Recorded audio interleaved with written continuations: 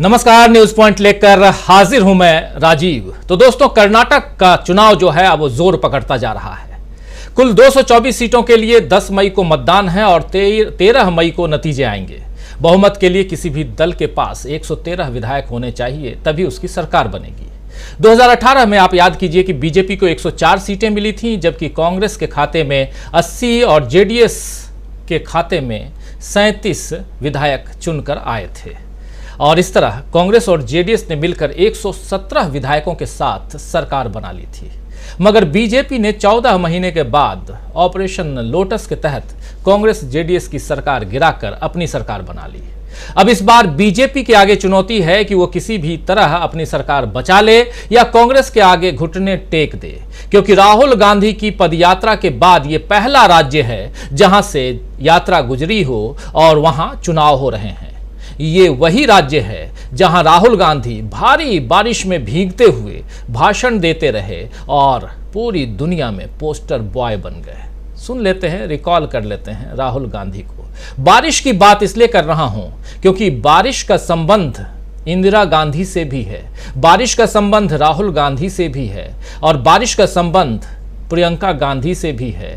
और आज इसकी चर्चा हम क्यों कर रहे हैं? क्योंकि बारिश का संबंध इन गांधी परिवारों का या इस गांधी परिवार का कर्नाटक से भी है। लेकिन सुनिए, पहली बारिश में भीगते हुए क्या कुछ कह रहे हैं राहुल गांधी। ठीक 6 महीने पहले 2 अक्टूबर 2022 का यह भाषण है, सुनिए जरा। कन्याकुमारी से कश्मीर तक ये यात्रा चलेगी, रुकेगी नहीं। बारिश आ रही है, बारिश ने इस यात्रा को नहीं रोका। गर्मी, तूफान, ठंड इस यात्रा को नहीं रोकने वाली, क्योंकि यही हिंदुस्तान का इतिहास है, यही हिंदुस्तान का डीएनए है। और बीजेपी ने भ्रष्टाचार के सब रिकॉर्ड तोड़ दिए हैं।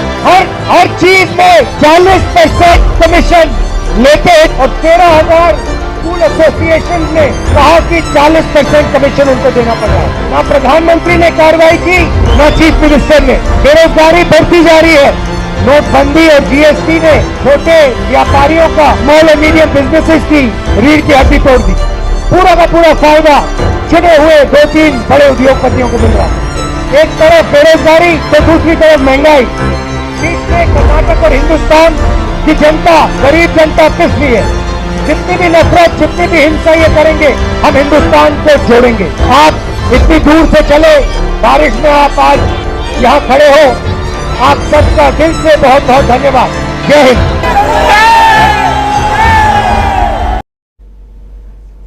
ये तस्वीर कांग्रेस पार्टी के फायर ब्रांड नेता राहुल गांधी की बारिश में भीगती हुई तस्वीर कर्नाटक से है, जहां से राहुल गांधी पोस्टर बॉय बन गए। पूरी दुनिया में उनकी ये तस्वीर छाई रही। अब इसी राज्य में राहुल गांधी की सबसे ज्यादा दिन तक चलने वाली पदयात्रा बार बार बीजेपी को डरा रही है, क्योंकि बीजेपी भ्रष्टाचार के नाम पर घिरी हुई है। आप याद कीजिए कि 6 महीने पहले भी राहुल गांधी 40% की बात कर रहे थे और अब भी उसी 40% यानी 40% की सरकार की बात कर रहे हैं राहुल गांधी, कांग्रेस पार्टी।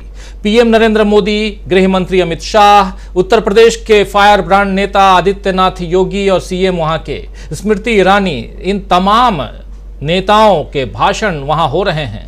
लेकिन हालत बहुत खराब नजर आ रही है बीजेपी की। ये फायर ब्रांड नेता हैं, लेकिन बीजेपी की हालत खराब है। दरअसल भाजपा के पास इस बार चुनाव में बाजी पलटने के लिए मुद्दों का अकाल पड़ गया है। और लेकिन दूसरी तरफ राहुल गांधी, प्रियंका गांधी, मल्लिकार्जुन खड़गे और लोकल नेताओं ने महफिल सजा रखी है। 2 दिनों तक राहुल गांधी कर्नाटक में चुनाव प्रचार कर रहे थे और अब कल से लेकर आज तक प्रियंका मैदान में डटी रही। आज प्रियंका ने सुबह मैसूरू के मैलारी होटल में डोसा बनाया और मतदाताओं से मुलाकात की।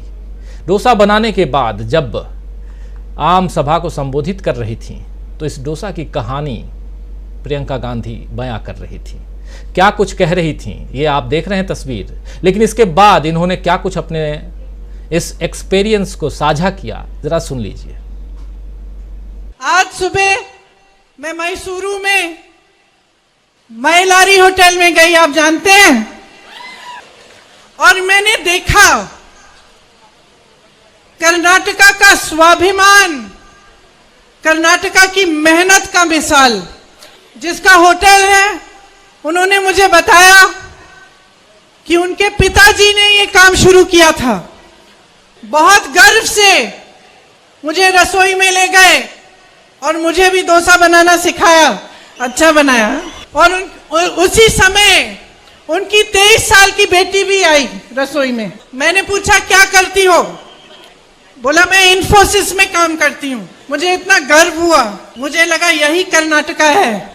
मेहनत, ईमानदारी, अपनी पुरानी परंपरा को आगे बढ़ाते हुए, अपनी संस्कृति, अपनी सभ्यता को बचाते हुए भविष्य की ओर देखना और एक सौंदर्य भविष्य में भाग लेना। गर्व होता है मुझे आपके प्रदेश पे, आपकी मेहनत पे, आपकी ईमानदारी पे। लेकिन मैं एक बात बताती हूं, दुख भी हो रहा है, क्योंकि जब आप अपना वोट देते हैं, जब अपना समर्थन देते हैं, तो आप भरोसे के साथ देते हैं, विश्वास के साथ देते हैं। आज मुझे इसलिए पहचानते हैं क्योंकि मेरी दादी इंदिरा गांधी ने आपका विश्वास नहीं तोड़ा। तो यहां नाम ले रही थी अपनी दादी इंदिरा गांधी का। इंदिरा गांधी ने आपका विश्वास नहीं तोड़ा। प्रियंका इसके बाद चिकमंगलुरु पहुंची। ये वही चिकमंगलुरु है जहां से इंदिरा गांधी ने कम बैक किया था। आपको याद होगा, लगभग आज की परिस्थिति भी वैसी ही नजर आ रही है। इंदिरा गांधी भी संसद से निष्कासित थीं और आज राहुल गांधी के साथ भी वैसा ही हाल है। कर्नाटक सोनिया गांधी के लिए भी कम बैक वाला स्टेट रहा है, जहां से बेल्लारी से सोनिया गांधी ने चुनावी मैदान में सुषमा स्वराज को हराकर संसद में दोबारा काबिज हुई थीं। आज जब प्रियंका गांधी चिकमंगलुरु के मंच से अपनी दादी को याद कर रही थीं, तब भी बारिश हो रही थी। देखिए क्या संयोग है कि इंदिरा गांधी ने भी बारिश में भीगते हुए ही भाषण दिया था और आज प्रियंका गांधी और आज से 6 महीने पहले राहुल गांधी सब इसी कर्नाटक में बारिश में भीग रहे हैं। जरा सुनिए प्रियंका गांधी क्या कुछ कह रही हैं। मैं शारदा देवी से आ रही हूं। वहां जब मैं गई और वहां के शंकराचार्य जी से मैं मिली, तो उन्होंने मुझे पूछा कि इंदिरा जी यहीं से लड़ी थी कि नहीं। तो मैंने कहा जी चिकमंगलुरु से लड़ी थी। उन्होंने मुझे आशीर्वाद दिए। मैंने अपने भाई के लिए आशीर्वाद मांगा, उन्होंने आशीर्वाद दिया और मुझे कहा कि यहाँ पे मेरे पिताजी भी आए थे, इंदिरा जी भी आई थी, और जब इंदिरा जी आई तो उनके लिए एक संघर्ष का समय था। आज भी मेरे परिवार के लिए एक संघर्ष का समय है। 1978 में जब इंदिरा जी यहीं इसी मैदान में आई, उनके लिए संघर्ष का समय था। उस दिन भी इसी तरह बारिश आ रही थी। हम मानते हैं कि ये भगवान का आशीर्वाद है, बारिश शुभ है। तो ये एक बहुत भावनात्मक क्षण है मेरे लिए कि मैं आज आपके यहाँ सामने खड़ी हूँ, इसी मंच पर, इसी मैदान पर, उसी तरह के मौसम में। और आज दिल से अपने परिवार के तीनों पुश्तों से मैं आपको धन्यवाद देती हूँ कि जब इंदिरा जी का सबसे मुश्किल संघर्ष का समय था, तो यहाँ की जनता चिकमंगलुरु उसके साथ खड़ी रही। आप खड़े रहे और आपने उनका साथ नहीं छोड़ा। उनके खिलाफ भी एक केस लगाया गया और उनको भी संसद से निकाला गया। आप उन्हें संसद में वापस लाए। आपने उन्हें आत्मविश्वास दिया कि नहीं, इस देश की जनता अभी भी आपके साथ है, इंदिरा जी आप लड़ो। आज उनके पोते राहुल गांधी को उसी तरह से फर्जी केस डालकर संसद से निकाल दिया गया है। और राहुल गांधी को भी पूरा विश्वास है, मेरे पूरे परिवार को विश्वास है कि इस देश की जनता हमारे साथ खड़ी रहेगी। और ये भगवान का आशीर्वाद, शिव जी का आशीर्वाद हमेशा हमारे साथ रहेगा, क्योंकि हम सत्य की लड़ाई लड़ रहे हैं, हम सच्चाई का संघर्ष कर रहे हैं। भगवान का आशीर्वाद, शिव जी का आशीर्वाद हमेशा हमारे साथ रहेगा, क्योंकि हम सच्चाई की लड़ाई लड़ रहे हैं। चिकमंगलूर से ये भाषण प्रियंका गांधी और यहाँ पर राहुल गांधी के साथ जो कुछ हुआ और कैसे उसको कनेक्ट कर रही हैं प्रियंका गांधी इंदिरा गांधी से, और यहाँ एक भावनात्मक लगाव इस प्रदेश से यानी कर्नाटक से और एक भावनात्मक लगाव चिकमंगलूर से।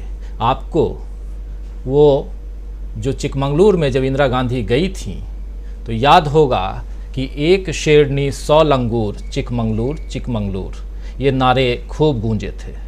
क्या ये नारे फिर से गूंजेंगे? क्या यहाँ कर्नाटक में राहुल गांधी, प्रियंका गांधी और मल्लिकार्जुन खड़गे की जोड़ी कमाल दिखाएगी? और सबसे बड़ा सवाल ये कि क्या कांग्रेस ने भाजपा को कर्नाटक में बुरी तरह से घेर लिया है? क्या चुनाव से पहले ही बीजेपी पस्त हो गई है? सवाल बहुत हैं दोस्तों, जब आप ढूंढने की, खोजने की कोशिश करते हैं। और इसमें हमारा साथ देने के लिए इस वक्त स्टूडियो में तो नहीं लेकिन वर्चुअली हर जगह मौजूद हैं, अलग अलग जगहों से हमारे वरिष्ठ साथियों का पैनल।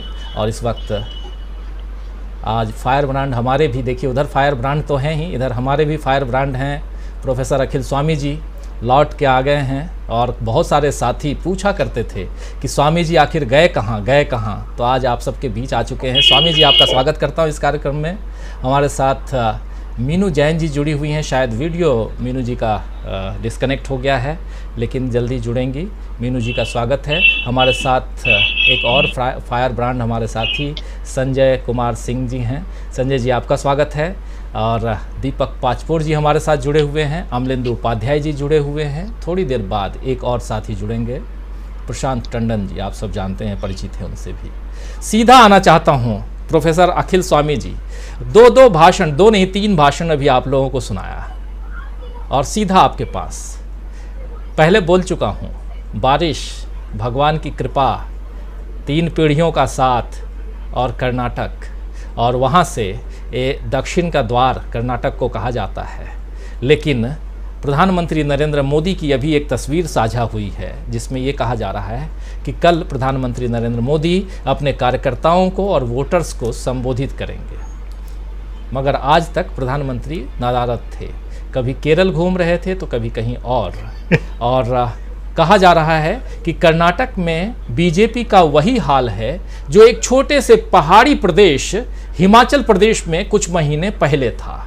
और अगर इस हिसाब से देखा जाए जो कहा जा रहा है तो बीजेपी क्या चुनाव से पहले ही हथियार डाल चुकी है? क्या बीजेपी पहले ही पस्त हो गई है? समझने की कोशिश आपके जरिए करते हैं, किस रूप में देखते हैं प्रोफेसर अखिल स्वामी जी? देखिए राजीव जी, 2 सिद्धांत हैं। पहला सिद्धांत यह है कि आप कोई मैच तब जीतते हैं जब आप बेहतर खेलते हैं, या तब जीतते हैं कि आपका विपक्षी खराब खेल खेलता है। इस बार जो कर्नाटक में हो रहा है कि कांग्रेस बेहतर खेल रही है और बीजेपी फाउल्स कर रही है, वो कर रही है जो कि उसे नहीं करना चाहिए। इसलिए जो एक प्लान से ज्यादा बीजेपी ने जिस प्रकार से कर्नाटका का इलेक्शन लड़ा है वो एक सिद्ध कर रहा है कि उन्होंने हथियार डाल दिए हैं। दूसरा एक सिद्धांत है, अर्थशास्त्र का सिद्धांत है, law of diminishing returns. Law of diminishing returns ये कहता है कि जब एक ही चीज को बार बार आप रिपीट करते हैं तो पहली बार उसका बहुत ज्यादा फल मिलता है, फिर कम फल मिलता है, फिर वो फल कम होना शुरू हो जाता है। देखिए राजीव जी, एक घटना को देखिए, आप केवल एक घटना को देखिए। जिन लड़कियों ने, जिस बेटियों ने हिंदुस्तान की प्रतिष्ठा पूरे विश्व में बढ़ाई है, जिन्होंने हमारे लिए पदक जीते हैं, आज वो सड़क पे प्रैक्टिस कर रही हैं। कितने शर्म की बात है। पूरा विश्व हमारे बारे में राजीव जी क्या सोच रहा होगा। ये लड़कियां जब ये पदक जीत के आई थी तो नरेंद्र मोदी जी ने इनके साथ फोटो खिंचवाई थी और बढ़ के हंस के फोटो खिंचाई थी, और आज इन बेटियों की बात कोई सुन नहीं रहा है। संदीप सिंह एक मंत्री हैं हरियाणा के, जिनके खिलाफ 1 साल पहले एक महिला कोच ने शिकायत की थी, आज तक उस लड़की को न्याय नहीं मिला है और संदीप सिंह मंत्री बने हुए हैं। ये बेशर्मी की राजीव जी हद है। ये कौन सा राष्ट्र प्रेम है? ये कौन सा राष्ट्र धर्म है? जिस देश में नारी को नहीं पूजा जाता, जिस देश में नारी की इज्जत नहीं की जाती, वो देश भारतवर्ष नहीं हो सकता। भारतवर्ष में नारी का हमेशा सम्मान होता है। और जिस प्रकार से किसानों को धोखा दिया गया, नौजवानों को धोखा दिया गया, जो सेना में जाने वाले बच्चे हैं उनको धोखा दिया गया, छात्रों को बार बार राजीव जी धोखा दिया जा रहा है। तो अब सवाल जो एक इनका ट्रम्प कार्ड था मोदी जी का चेहरा, वो लायबिलिटी बना। कर्नाटका के अंदर आपके स्टाफ कंपेरेंट्स कौन है?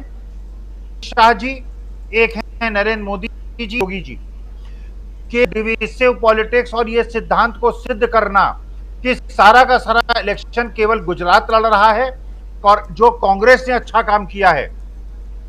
आज कर्नाटका के अंदर जो सबसे बड़ा लिंगायत लीडर है उनमें से एक कांग्रेस के पास है। वो कलिंगा लीडर जो दो सबसे बड़े हैं उसमें से एक जेडीएस के पास है और एक कांग्रेस के पास है। सबसे बड़ा कर्नाटका के अंदर जो कुरुबा लीडर है वो कांग्रेस के पास है। कर्नाटका का सबसे बड़ा दलित लीडर अगर कोई है वो कांग्रेस के पास है। मुस्लिम्स को तो अलग छोड़ दीजिए आप। इसका मतलब ये है कि जो कास्ट कॉम्बिनेशन बैकवर्ड्स की, फॉरवर्ड्स की, दलित्स की, आदिवासियों की, ये खेल इतनी खराब तरीके से खेला है। कल ही दो जेडीएस के पूर्व विधायकों ने जिन्होंने नामांकन दाखिल कर दिया था, नामांकन वापस ले लिया है। धारा बह निकली है। अब इस धारा को रोक पाना, इसीलिए केरला में माननीय मोदी जी घूम रहे हैं।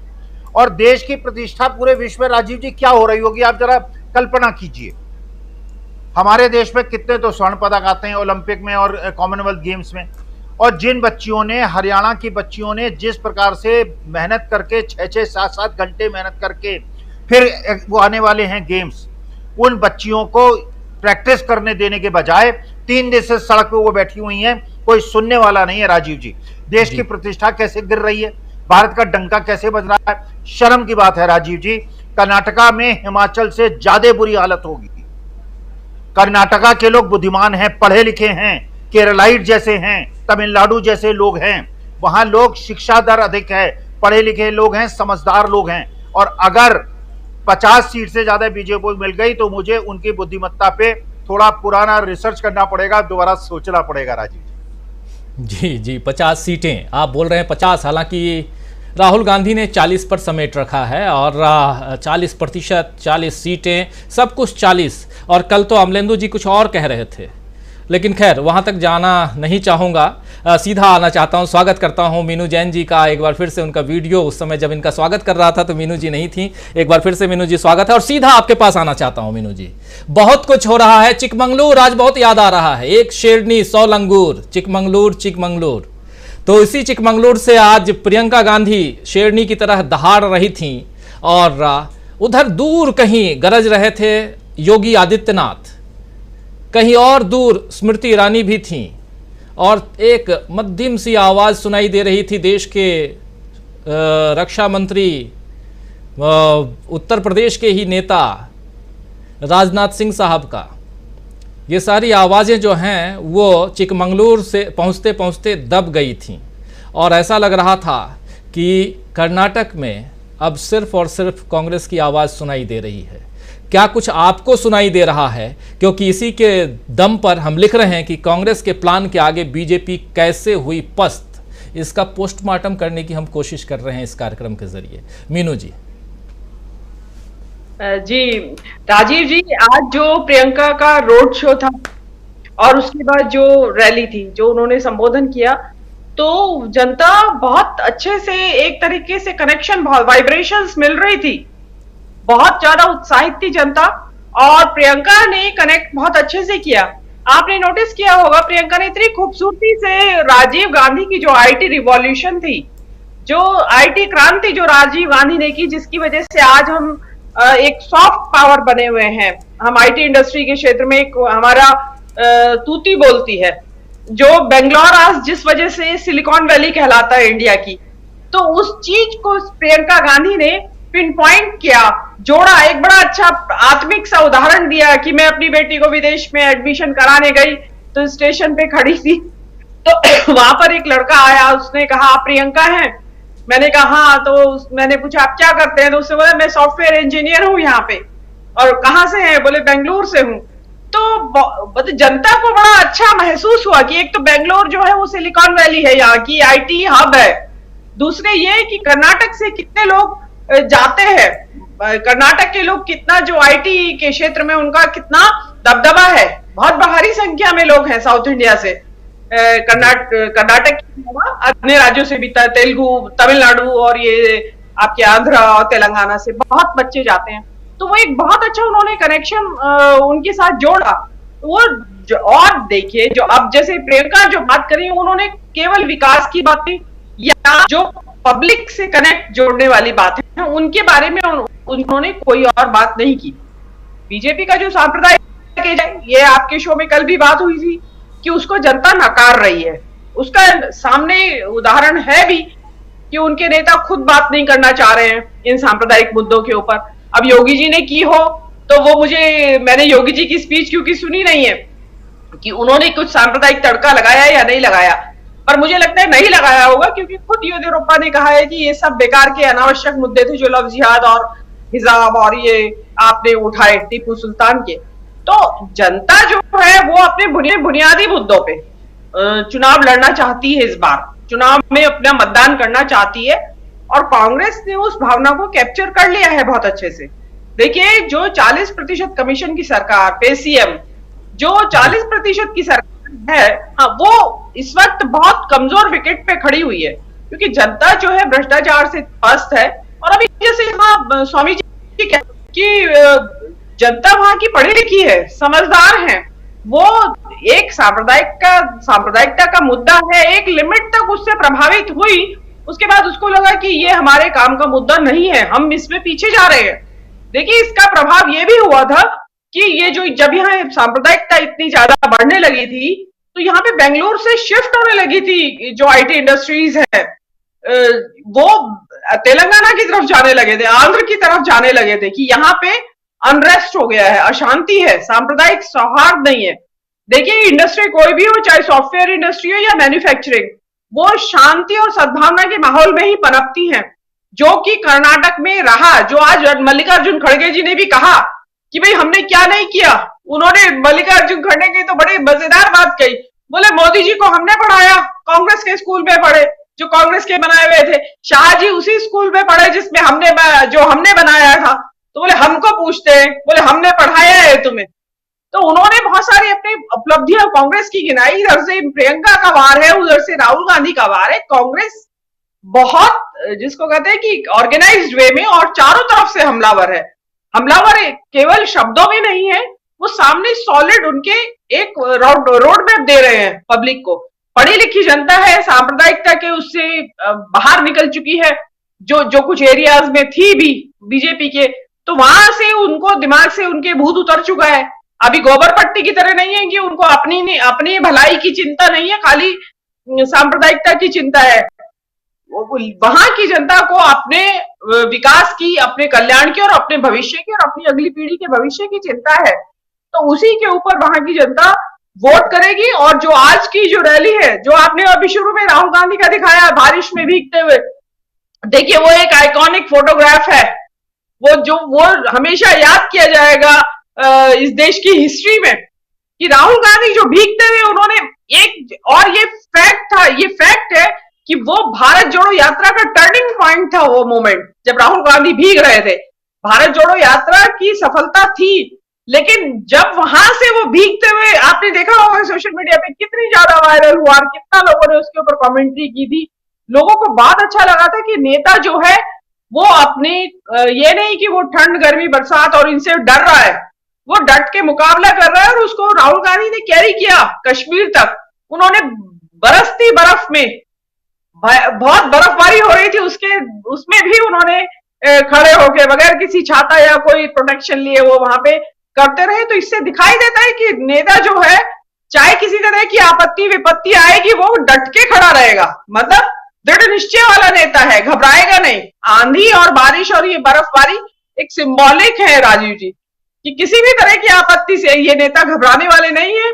और मैं तो आज की जो रैली थी प्रियंका गांधी की, वो बहुत बहुत इंप्रेसिव थी। उसने बहुत ज्यादा ये छोड़ा है, और रोड शो भी बहुत ज्यादा। आप देखिए, इतने नजदीक लोग आए हुए थे रैली में भी, देखिए आप, बहुत नजदीक लोग खड़े थे। ऐसे खड़गे साहब के रैली में बिल्कुल नजदीक खड़े थे, ऐसे नहीं कि 50 फुट की दूरी पे जनता बैठी है, ऐसा नहीं था।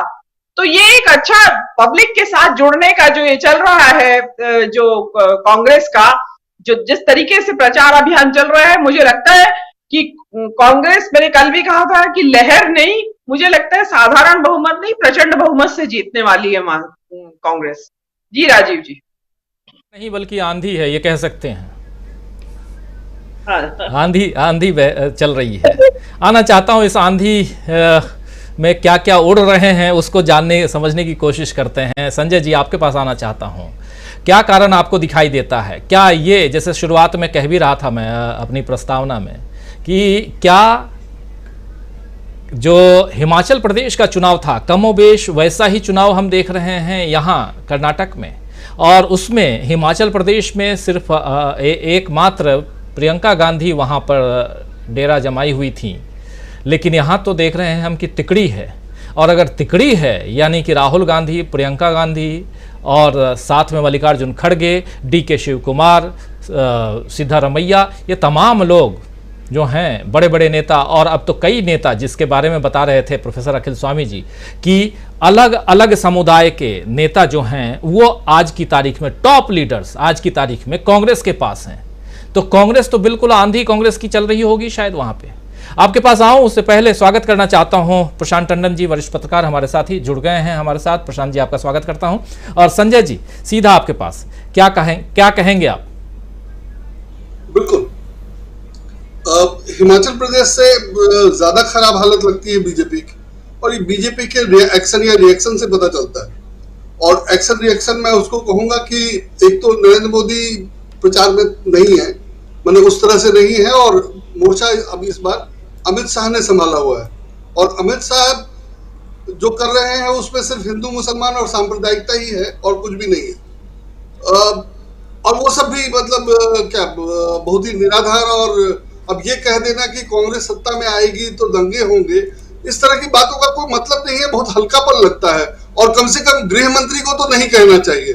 मैंने गृह मंत्री में तो यह मादा होना चाहिए कि मैंने ऐसे इंतजाम कर दिए हैं कि कांग्रेस सत्ता में आएगी भी तो दंगा नहीं करा पाएगी, उनको यह कहना चाहिए था। तो लगता कि हाँ गृह मंत्री थे और लौह पुरुष की तरह बात कर रहे हैं, सरदार वल्लभ भाई पटेल की तरह बात कर रहे हैं। तो इनका तो बहुत खराब हालत है कि अगर वो सत्ता में आ गई तो दंगे कराएगी, इसलिए हमें वोट दो, और हम थे तो जैसे दंगा नहीं होता है और बाकी लोग देख नहीं रहे कि क्या हो रहा है। तो इनका प्रचार का स्तर और बोलने का स्तर बहुत ही कमजोर है, और इससे पता चल रहा है कि हालत मैंने बहुत खराब हालत में है। और वो सिर्फ इससे नहीं, मैंने और झूठ भी, जैसे राहुल गांधी ने अगर एक बीजेपी से के नेता को टिकट दे दिया और साथ में कहा कि ये वहां इसलिए मिसफिट थे कि ये रिश्वत नहीं लेते थे, और उसका जवाब ये कहना कि कांग्रेस बीजेपी छोड़ने वाले नेताओं पर डिपेंड कर रही है और ये उसका दिवालियापन है, बहुत ही फुहड़ और बहुत ही हल्का बयान है। और इस तरह की बातें करने से पता चल रहा है कि उनके पास कुछ नहीं है, मतलब कुछ नहीं है वो तो है ही है कि उन्होंने कोई काम नहीं किया, 5 साल में कुछ किया होता तो बताते कि हमने ये किया है, और सिर्फ कर्नाटक में नहीं देश में ही, देश भर में कहीं कुछ किया होता तो बताते। तो उनके पास मुद्दे नहीं है, कोई काम बताने के लिए नहीं है, कांग्रेस की निंदा करने के लिए भी कुछ नहीं है। जैसे कांग्रेस को इन्होंने पहले भ्रष्ट कह दिया, अब भ्रष्ट करने वाला बात भी इनके पास जमती नहीं है, क्योंकि भ्रष्टाचार का आरोप तो इन पे लगा हुआ है। तो हालत बहुत खराब है, और इनके पास दमदार और यकीन करने लायक आरोप भी नहीं है। जो आरोप लगा रहे हैं वो भी बहुत हल्के और तुरंत कॉन्ट्रडिक्ट हो जा रहे हैं। जैसे वो एडीआर का रिकॉर्ड है कि 2014 से 2021 तक बीजेपी ने 253 दल बदलुओं को टिकट दिया है, एक दो को नहीं, 253 दल बदलुओं को टिकट दिया है और उनके भरोसे चुनाव लड़ती रही है। और वो बीजेपी कांग्रेस पे आरोप लगाए एक टिकट के लिए, तो अब इसमें हालत पता चलता है कि क्या है, बहुत ही खराब हालत है। और मुकाबला करने के लिए, माने चूंकि बीजेपी झूठ भी बोलती है, तो झूठ बोलने के लिए भी दमदार तर्क नहीं है या दमदार चीजें नहीं, तो बहुत खराब हालत मुझे लग रही है। और माने चुनाव लड़ भी क्यों रहे हैं, और उसमें जाकर के चुनाव प्रचार जब कर्नाटक में होना चाहिए तो केरल में रोड शो, और केरल में रोड शो जो है वो मतलब सिर्फ वीडियो बनाने का ही है, वो 100 मीटर पैदल चल के वीडियो बना के उसको सोशल मीडिया पर फैला देना, और फिर दिल्ली में हल्ला मचाना कि केजरीवाल ने रेनोवेशन पे 40 करोड़ खर्च कर दिया। इस तरह की बिल्कुल मतलब कुछ मुद्दा ही नहीं है, कुछ नहीं है मुद्दा, ना अपने फेवर में ना दूसरे के अगेंस्ट में, दोनों ही नहीं है। इन्होंने होमवर्क भी किया होता तो कुछ मुद्दे निकाले होते, वो मुद्दे नहीं है। अगर कांग्रेस का विरोध ही करना था या आम आदमी पार्टी का विरोध ही करना था तो कुछ मुद्दे निकाले होते जो सुनने में तो विश्वसनीय लगता। अब कुल 45 करोड़ घर के रिनोवेशन पे खर्च, ये कोई मुद्दा है? और अगर भ्रष्टाचार का ही आरोप लगाना है तो भ्रष्टाचार का आरोप लगाओ कि हाँ इतने करोड़ का ठेका दिया गया, उसमें इतने करोड़ का घपला है, तो वो 100 करोड़ से ज्यादा नहीं निकला। दूसरी तरफ 20,000 करोड़ रुपया है, तो 100 करोड़ और 20,000 करोड़ की स्थिति है, इसमें आप समझ सकते हैं कि कितनी बुरी हालत होगी। राजीव जी जी जी बिल्कुल बिल्कुल। बहुत सारी बातें, बहुत कुछ, लेकिन इन सब के बीच कर्नाटक का चुनाव और पिछले 2 दिनों से मैदान में डटी हुई हैं प्रियंका गांधी। प्रियंका गांधी क्या कुछ कर रही हैं ये हम आप तक पहुंचा ही रहे हैं, लेकिन बात प्रियंका गांधी की नहीं है, बात कांग्रेस पार्टी की है। और उसके सामने अपनी सत्ता बचाने के लिए उसकी जुगत में जो लगी हुई है वो है बीजेपी। बीजेपी के कई वरिष्ठ नेता बीजेपी का साथ छोड़ करके कांग्रेस के साथ आ चुके हैं, और ऐसे में बीजेपी खिसियानी बिल्ली खंबा नोचे की तरह अपनी अलग अलग बातें रख रही है जनता के बीच। कल प्रधानमंत्री नरेंद्र मोदी भी पहुंचने वाले हैं, वहां पर संबोधित करने वाले हैं अपने कार्यकर्ताओं को और कुछ मतदाताओं को। लेकिन उससे पहले आज प्रियंका गांधी चिकमंगलुरु में हैं। चिकमंगलुरु से उन्होंने जो भाषण दिया थोड़ी देर पहले हमने सुनाया था, जो साथी बाद में जुड़े हैं उनके लिए एक बार फिर से वो भाषण लेके आना चाहता हूं, क्योंकि इसके बहुत सारे मायने हैं। और उसके बाद सीधा आऊँगा प्रशांत टंडन जी के पास कि प्रशांत टंडन जी से बहुत सारे सवालों का जवाब हम ढूंढने की कोशिश करेंगे। और सबसे बड़ा सवाल कि क्या चुनाव से पहले ही बीजेपी कर्नाटक में पस्त हो चुकी है। लेकिन पहले सुनते हैं प्रियंका गांधी को, सुनिए जरा। मैं शारदा देवी से आ रही हूं। वहां जब मैं गई और वहां के शंकराचार्य जी से मैं मिली तो उन्होंने मुझे पूछा कि इंदिरा जी यहीं से लड़ी थी कि नहीं। तो मैंने कहा जी चिकमंगलुरु से लड़ी थी। उन्होंने मुझे आशीर्वाद दिए, मैंने अपने भाई के लिए आशीर्वाद मांगा, उन्होंने आशीर्वाद दिया और मुझे कहा कि यहाँ पे मेरे पिताजी भी आए थे, इंदिरा जी भी आई थी, और जब इंदिरा जी आई तो उनके लिए एक संघर्ष का समय था। आज भी मेरे परिवार के लिए एक संघर्ष का समय है।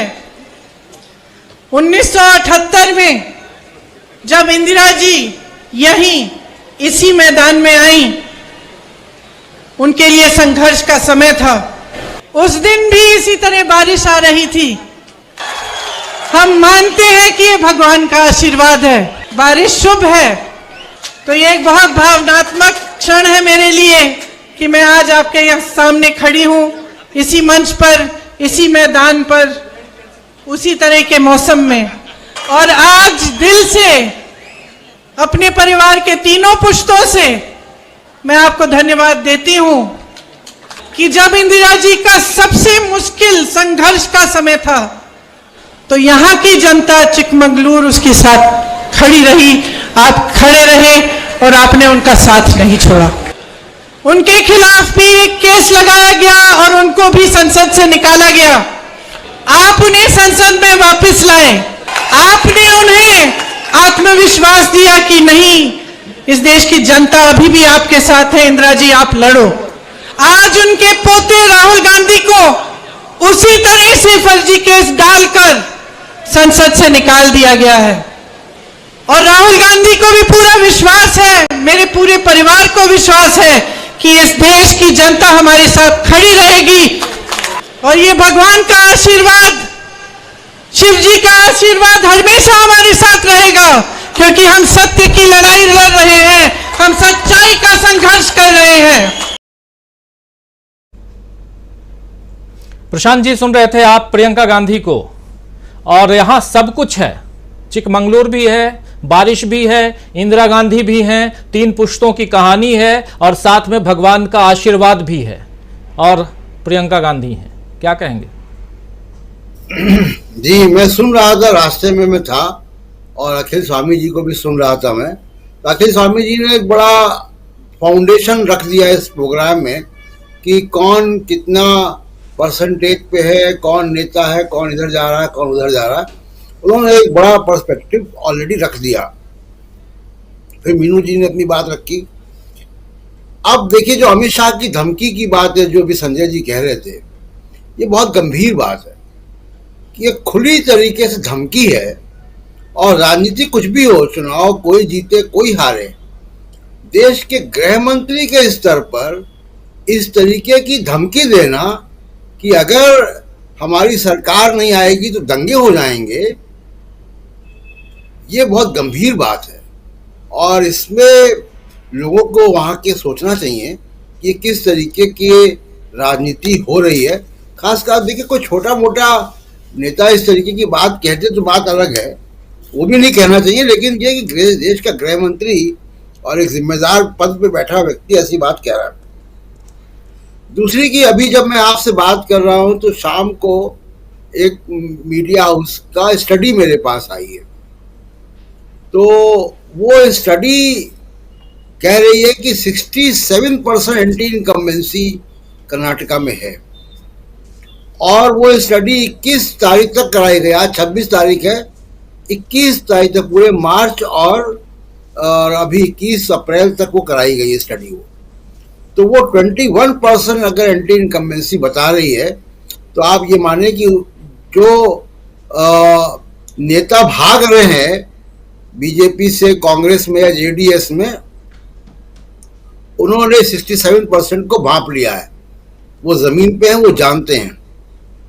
दूसरी बात कि जो बीजेपी के पास सेटबैक है, जो आपने बताया कि इश्यूज बीजेपी के पास नहीं रहे, जो इशू इनके पास आए भी हैं वो भी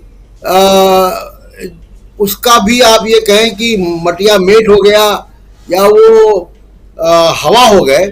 जैसे मान लीजिए कि 4% का कोटा इन्होंने 2-2% दिया वोक्का लीग और लिंगायत को जी। उससे एक तो नाराजगी तो पहले ही बढ़ गई थी और तीनों समुदायों में नाराजगी बढ़ी थी, मुस्लिम्स में भी और वोक्का लीग और लिंगायत में भी, क्योंकि उनकी डिमांड तो 12% और 15% थी। मुसलमानों में नाराजगी बढ़ी कि उनका काट के दिया 4%। अब सुप्रीम कोर्ट ने उसको स्टे कर दिया। तो अब इसको कहते हैं जिसको कि माया मिली न राम, कि आप कहीं के नहीं रहे, कि आपने इशू भी बनाया, नाराजगी भी हुई और उसके बाद सुप्रीम कोर्ट ने उसको स्टे भी कर दिया। देखिए, वहां पे अभी भी आज, क्योंकि आपके प्रोग्राम में आना था तो मैं बीच में से निकल कर आ गया, कुछ कर्नाटक के ही लोग आए हुए थे जिससे चर्चा हो रही थी जी। वहां पे जबरदस्त, ये स्टडी तो अपनी जगह है, जो मुझे बताया गया कि जबरदस्त एंटी इनकम्बेंसी है, लैंग्वेज के इशू हैं, वहाँ पे अमूल और नंदिनी का इशू है, वहाँ पे करप्शन का बहुत बड़ा इशू है।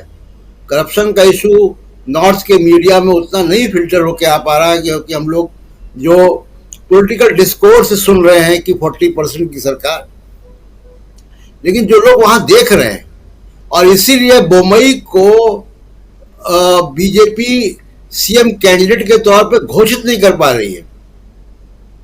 वो बयान बड़े बड़े दे रहे हैं कि साहब अपमान कर दिया कर्नाटक का और बोमई साहब का, लेकिन बोमई अगर अपमान कर दिया तो आप उनको सीएम कैंडिडेट बना दो, तो वो सीएम कैंडिडेट नहीं बना रहे हैं। और एक बात मैं और कह दूं कि देखिए, वहां पे एक बात और भी है, जो इनके पास मौका था, वो मौका ये था कि देखिए, जो कांग्रेस के समय SM कृष्णा की सरकार थी, मुझे अच्छी तरीके से याद है, SM कृष्णा की सरकार में बेंगलोर IT हब बना। उसके बाद JH पटेल की सरकार में वो चीज आगे बढ़ी जी।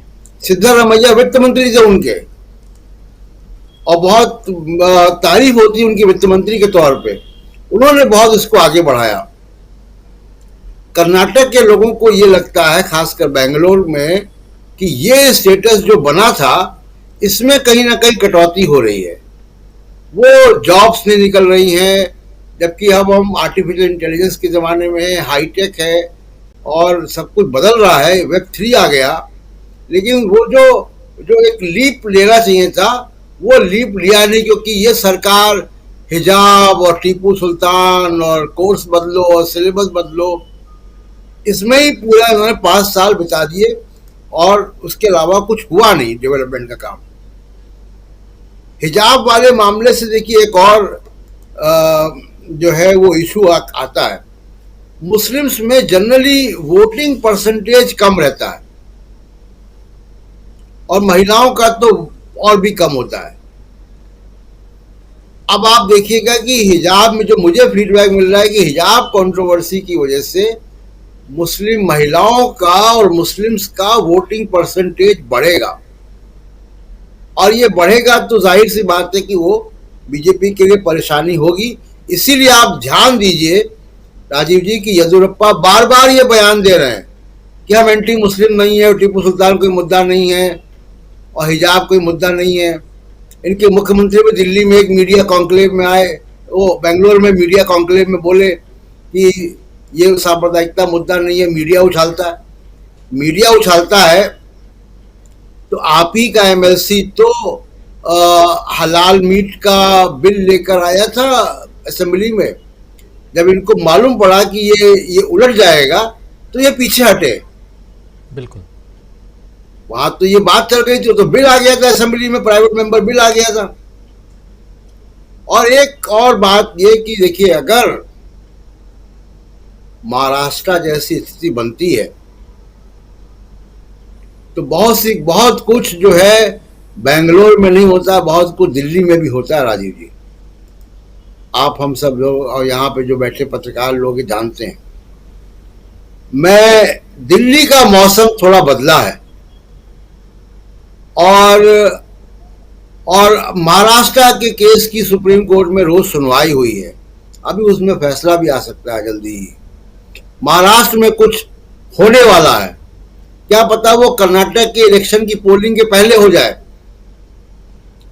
तो वो जो कर्नाटक में हो गया कि गुवाहाटी ले गए और वहां से वो सरकार जो है पलट गई और लोग टूट फूट गए, ये हो पाना, मैं ये तो नहीं कहूँगा असंभव, राजनीति में कुछ भी असंभव नहीं है, लेकिन वो महाराष्ट्र जैसी जितना आसानी से महाराष्ट्र कर लिया उतनी आसानी से नहीं होगा, क्योंकि दिल्ली का मौसम बदला है। और याद कीजिए, कम से कम 20-25 दिन पहले आप ही के शो में मैंने कहा था कि कर्नाटक इलेक्शन होगा तो बाकी राज्यों के चुनाव की तरह यहाँ विपक्षी पार्टियों के घरों पे ईडी, सीबीआई, इनकम टैक्स नहीं जाएगा।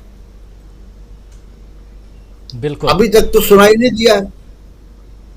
तो दिल्ली का जो मौसम बदला है उसका भी इन चुनावों पे असर रहेगा राजीव जी। जी, महाराष्ट्र की भी आप बात कर रहे हैं और महाराष्ट्र में भी जो है सियासी हलचल बहुत तेज़ है।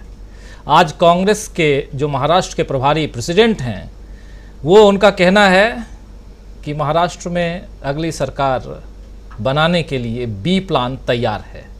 तो यहाँ प्लान बी जो है वो सब अपनी अपनी तरह से तैयार कर रहे हैं, लेकिन जो बात आप कह रहे हैं कि 13 मई से पहले बहुत कुछ हो सकता है। और सुप्रिया सुले ने भी, आप याद कीजिए कि कह रही थी कि 15 दिन में दिल्ली और महाराष्ट्र दोनों जगह बड़ा विस्फोट होने वाला है, ये सेंटेंस था उनका। लेकिन एक विस्फोट उधर गुजरात में भी हुआ है। गुजरात हाई कोर्ट में राहुल गांधी ने केस लगाया, याचिका जो है, और उस याचिका की सुनवाई करने वाली जज ने अपना नाम वहां से हटा लिया है। उन्होंने आवेदन किया है कि मुझे इस केस की सुनवाई करने न दी जाए, यानी कि मैं अपना नाम विड्रॉ करती हूं। हाई कोर्ट, ये अभी थोड़ी देर पहले, घंटा भर पहले की खबर है। और जो जज हैं वो जस्टिस गीता गोपी हैं, जिन्होंने आज इस मामले से अपने आप को हटाने का, अपना नाम, मतलब मुझे ये जिम्मेदारी मत सौंपिए कह करके अपने आप को जब अलग किया है। तो इस केस के बहुत सारे मायने खुद ब खुद समझ में आ जाते हैं और यहाँ कुछ बताने की ज़रूरत नहीं है कि अगर किसी केस को सुनने से कोई जज मना कर दे तो क्या मायने निकाले जा सकते हैं। राहुल गांधी के केस की बात मैं कर रहा हूं दोस्तों, और राहुल गांधी का वही केस जिस पर मोदी, सारे मोदी चोर हैं, सरनेम यानी मोदी सरनेम का मामला, और वहां पर तीनों मोदियों का जो नाम उन्होंने लिया था वो नहीं वहां है, बल्कि एक चौथा मोदी हैं, और उन पर राहुल गांधी को सजा हुई है, पूरी सजा 2 साल की, और उनको सेशन कोर्ट जो है गुजरात का, वहाँ से कोई राहत नहीं। फिर हाई कोर्ट पहुँचे हैं, और हाई कोर्ट में जज ने सुनने से इनकार कर दिया है। जज गीता गोपी जो हैं उन्होंने अपने आप को विड्रॉ कर लिया है। अब किस जज के अंदर जाता है ये केस देखना होगा। लेकिन कुछ दिन पहले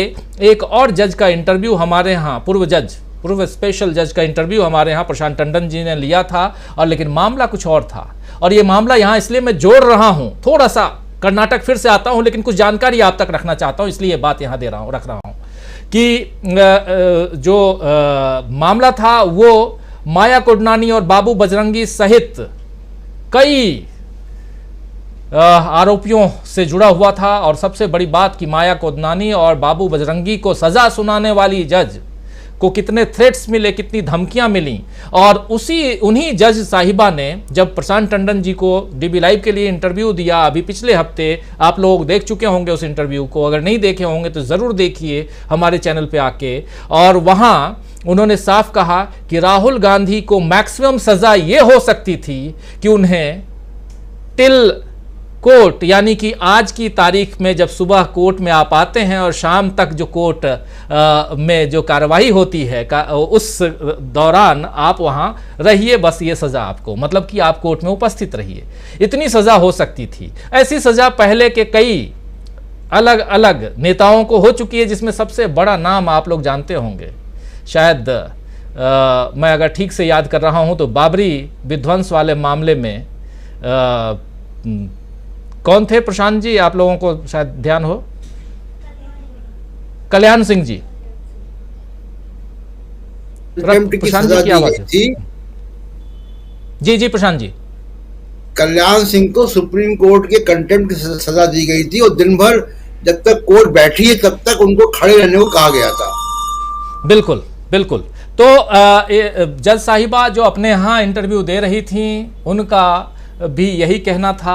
ज्योत्सना याग्निक नाम है, जज रिटायर्ड जज हैं, और उन्होंने माया कोडनानी और बाबू बजरंगी जैसे लोगों को सज़ा सुनाई थी। उसके बाद कितने थ्रेट्स आए, ये सब पुरानी बात हो गई। लेकिन सबसे बड़ी बात कि राहुल गांधी के मामले पर उन्होंने खुलकर बात रखी है, और उनका भी कहना है कि शाम तक की, यानी कि दिन भर की सज़ा ज़्यादा से ज़्यादा आप दे सकते थे, बहुत ज़्यादा दिया तो, उससे ज़्यादा कुछ नहीं। लेकिन जज साहिबा यहाँ गीता गोपी जो जज हैं, उन्होंने अपना नाम वापस क्यों लिया है, यहाँ सवाल करने की ज़रूरत नहीं है, सवाल का जवाब ढूंढने की ज़रूरत नहीं है, आप सब अच्छी तरह से जानते हैं।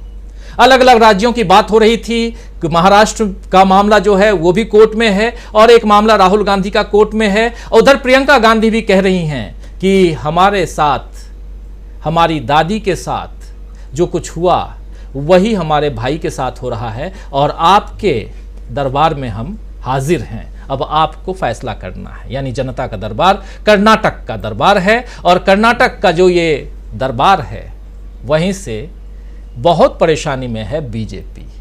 और क्या इस यात्रा, भारत जोड़ो यात्रा का अगर असर यहां हुआ है, और यहां अगर बम्पर जीत कांग्रेस को मिलती है, तो क्या पूरी तरह से हिल जाएगी बीजेपी, और क्या 2024 तक संभल पाएगी बीजेपी? ये खोजने समझने की कोशिश करते हैं डॉक्टर दीपक पासपोर्ट जी आपके जरिए। बहुत कुछ है आपके सामने, क्या किस रूप में देखा जाए? क्या ये यात्रा सबसे ज्यादा डरा रही है प्रधानमंत्री नरेंद्र मोदी को, जिसके बारे में कल भी हम लोग बात कर रहे थे? देखिए, बहुत सारी चीजें हैं। पहली बात तो है कि अगर हम ये देखें कि कर्नाटक का चुनाव जो हो रहा है वो कुछ ऐसे संयोग इस समय क्रिएट हुए हैं, उसके तुरंत बाद ही ये चुनाव हो रहा है। पहली बात तो ये है कि राहुल गांधी, मल्लिकार्जुन खड़गे की बात करें कि मल्लिकार्जुन खड़गे के अध्यक्ष बनने के बाद ये पहला चुनाव है, जबकि उनके अपने क्षेत्र का माटी पुत्र होने के कारण उनके मुकाबले में केंद्र में भारतीय जनता पार्टी का कोई नेता नहीं है। जितने भी लोग हैं वो दूसरे प्रदेश से आकर वहां पर किसी तरीके से मुकाबला कर रहे हैं। अब उसमें भी कौन रह गए? केवल 3 या 4 गिनती के रह गए, क्योंकि वैसे भी सारा का सारा जो कमांड है वो मोदी जी ने अपने हाथ में ले रखा है, शाह साहब ने ले रखा है। अब शाह जी कुछ दिन पहले जब यहाँ आए थे तो बरसात के कारण उनकी यात्रा जो है वो सारी की सारी वो रैलियां जो है वो रद्द हो गई, और वो एक ये इंप्रेशन गया कि बारिश में राहुल गांधी तो ये कर सकते हैं, रैलियां कर सकते हैं, भाषण दे सकते हैं, सब कुछ कर सकते हैं, लेकिन ये जो है बहुत ही एक बारिश के बाद इनकी रैलियां जो है वो धुल जाती है। जबकि महाराष्ट्र में पूरी सुविधाओं के साथ इन्होंने एक ऐसी रैली की कि पूरे के पूरे लोगों को धूप पे बैठाया, और खुद जो थे बहुत ही आरामदायक जगह पे बैठ के उन्होंने रैली की। नतीजा ये हुआ कि 13 लोग तो बेचारे मौत का शिकार हो गए, बहुत सारे लोग घायल हो गए। तो एक तरह से मल्लिकार्जुन खड़गे जो है वो माटी पुत्र होने के कारण उनके मुकाबले में कोई भी बड़ा आदमी ऐसे नहीं उतर पा रहा है। दूसरी बात, एक ही दिन पहले वो बंगला खाली करके जो आए हैं राहुल जी, वहां पर कर्नाटक में सांसदी जो उनकी चली गई थी, ये जो चीज है ये अतिरिक्त सहानुभूति भी वो बटोर रहे हैं, क्योंकि वहां की जनता जो है प्रिंसिपल है, पढ़े लिखे लोगों के साथ है, वो देख रही कि राहुल के साथ क्या हो रहा है। अभी कुछ दिन पहले ही जो हिंडनबर्ग की रिपोर्ट आई, उसके पहले जो अदानी वाला मामला हुआ, तो ये सारी चीजें कर्नाटक की जनता बहुत अच्छे से समझ रही। तो इन संयोगों के तुरंत बाद जो चुनाव हो रहा है, इसका निश्चित रूप से इसलिए तो बीजेपी जो है वो पस्त नजर आ रही है। अभी आप देखिए गिनती के 2-3 ही नेता वहां पर कैंपेन करते नजर आ रहे हैं, और मुझे तो ऐसा लग रहा है कि बाकी जो मोदी, शाह और नड्डा और इनके बीच के जो नीचे के नेता हैं, उन्होंने शायद इनको पूरी तरीके से छोड़ दिया है कि भाई आप ही जाइए, आप ही वहां कैंपेन कीजिए, क्योंकि हार का जो ठीकरा है वो कोई नहीं अपने सिर पर फोड़वाना चाहेगा, ये बात तो पक्की है।